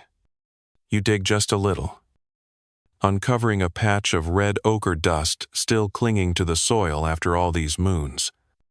The boy mixes it with water and smears a line across his forehead. You do the same. Because why not? Historians still argue whether these places were sacred, ceremonial, or simply practical. Were they teaching grounds for young ones? Communal memories? Proto-spiritual shrines? You don't know, but you feel something hear a hum. A hush. A kind of warmth that isn't sunlight. Before you leave, the boy adds something to the scatter. A feather from his pouch. He sets it down gently on the flat stone and steps back. Hands clasped behind him like he's performing a ritual. He only half understands. That's fine. You do too. The walk home is quiet. Thoughtful. You spot animal tracks freshened. Make a mental note. The boy asks if people will find this place long after you're gone. You say yes. If they're lucky, he asks if they'll understand what it means. You pose. Probably not. But maybe they'll feel it anyway. He nods, like that's a good enough answer. Back at the cave. Evening settles in like an old friend. The others have returned from gathering, hauling roots and leafy branches, one with a rabbit strung to his belt.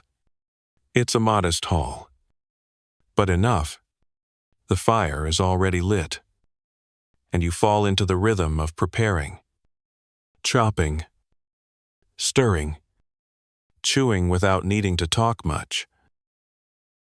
Later, you bring out the tooth. The boy beams. You pass it around. The elder examines it with a knowing look, turns it in her fingers, then hands it back with a nod. She's seen things like this before. Fringe theory. Some believe objects carried by Neanderthals weren't just tools, but talisman items charged with meaning, passed down or carried for protection, memory, or luck. Not every stone was just a stone.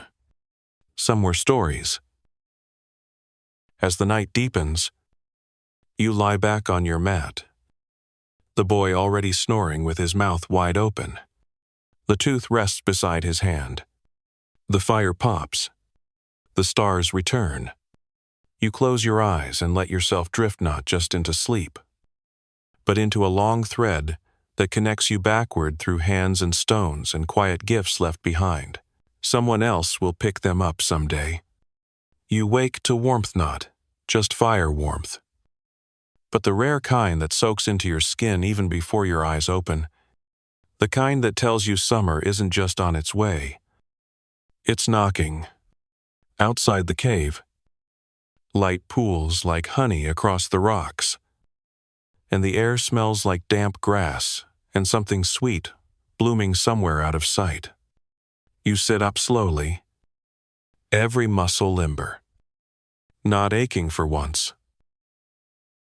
The boy still wrapped in furs, drooling onto one sleeve, the prized tooth clutched tightly in his fist. You let him sleep. Today is for exploring further, past the southern ridge, beyond the places you usually haunt. There's a rumor well, more of a memory, that somewhere out there, tucked beneath cliffs worn smooth by wind, is a place no one's visited since before the last storm season. The elder mentioned it once, almost like a joke. A place with walls painted not just scratched, and bones arranged so precisely it couldn't be random. Mainstream fact: Neanderthals made pigment most often red ochre and used it in ways that suggest symbolic behavior. Some mixed it with water or fat, applying it to bodies, tools, and cave walls. While it's debated how widespread this practice was, its very existence challenges the long-standing view of them as purely pragmatic. You shoulder your bag, check your spear, and nudge the boy awake with your foot. He grunts. You wait. Eventually, he blinks, realizes you're serious, and begins his slow-motion routine of waking up. It involves stretching, whining, and nearly putting his boot on the wrong foot twice. Progress. You set off at a good pace, cutting through trails half covered in new growth. The forest here feels older somehow, like it remembers you, even if you barely remember it. Twisted trunks lean together in hushes of green shadow. The birds are louder here, cheekier. One dive bombs the boy, who shrieks and waves his arms like he's being hunted. You pretend not to laugh. He pooh dramatically. You reach the cliffs by midday. They rise like sleeping giants, dark gray and veined with quartz that catches the sun. The path to the cave mouth is narrow, almost invisible, but your feet find it, like they always knew where to go. Inside, it's cool, still, the kind of quiet that wraps around your ears and makes your breath sound like thunder. And then you see it, the wall. It's not scratches. It's not idle chipping. It's painting, faint, but clear lines of ochre and black forming shapes, an arc like a sun. Hand set, least 5 pressed in pigment, then slapped onto the stone. And something abstract, dots arranged in spirals. A line of marks that almost look like footsteps. Your own heart slows. This is old. This is not for decoration. This is memory frozen in stone. Fringe tidbit: a few Neanderthal caves, especially in Spain, contain what might be the earliest known cave, art far older than even early Homo sapiens work. Handprints, ladder-like symbols, and flowing patterns appear in places that suggest intentional placement, possibly with ritual or symbolic meaning.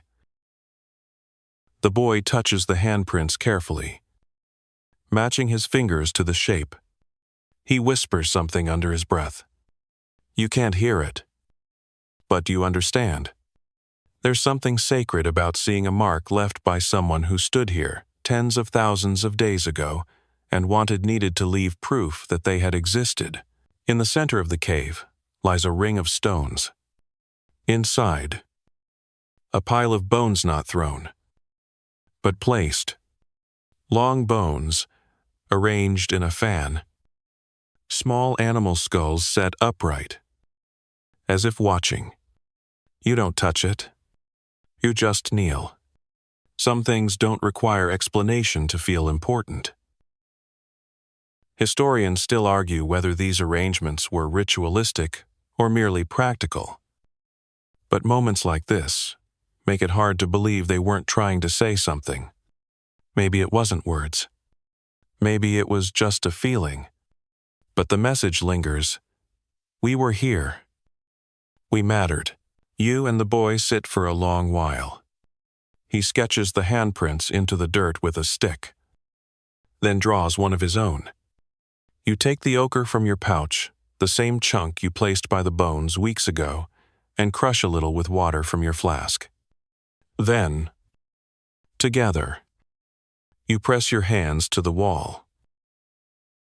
Yours above his. Another layer of time. Eventually, you leave. The light outside blinds you for a moment, and the warmth hits harder after the cave's hush. You walk home slowly, saying little. What is there to say? You've touched the past. That's enough. Back at the cave, evening settles in soft and lazy. The boy takes the piece of ochre and adds a streak across his cheek. You do the same. No one asks. They just nod. Later, someone sings a tune no one's heard in a while. Others join. It's out of tune, half forgotten, and perfect. Fringe theory. Some propose that music percussion especially was an integral part of Neanderthal group life. Rhythms, clapping, and vocal sounds may have accompanied work, ritual, or even grief, though no instruments survive beyond a few disputed bone flutes. The echoes linger in our own heartbeat-driven songs. You lie down that night feeling not alone, not even just part of a group, but connected to the people around you. Yes, but also to those behind you. Layers of lives stacked like sediment, each one scratching a little story onto the walls of the world. And now, yours is among them. Tonight, the stars are clearer than they've been in weeks. They twinkle sharp and cold above the forest, their light spilling down through cracks in the trees like silver threads sewn into the dark. You sit outside the cave mouth with your arms wrapped around your knees, watching them. The boy snores softly somewhere behind you, buried in furs and dreams. The fire flickers low, and the world feels full. You made it, not just through winter, not just through hunger and cold and aching mornings, but through the long remembering, the slow unfolding of lives stacked behind your own. You've walked in their shadows, touched their tools, followed their footsteps, and, quietly, added your own. Mainstream fact: by the time Homo sapiens fully spread across Eurasia, the Neanderthals were mostly gone, not vanished overnight, not hunted into extinction, but faded. Some interbred with modern humans. Others simply dwindled. But their legacy lingers in our DNA, in our bones. In the stories we try to piece together from broken stone and burnt bone, you rise and walk the edge of the clearing, your feet crunching softly in the leaf litter.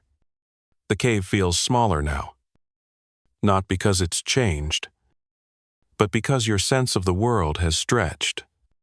You've seen the old camps, the ochre-stained walls, the graves and the games and the moments too strange or funny to explain.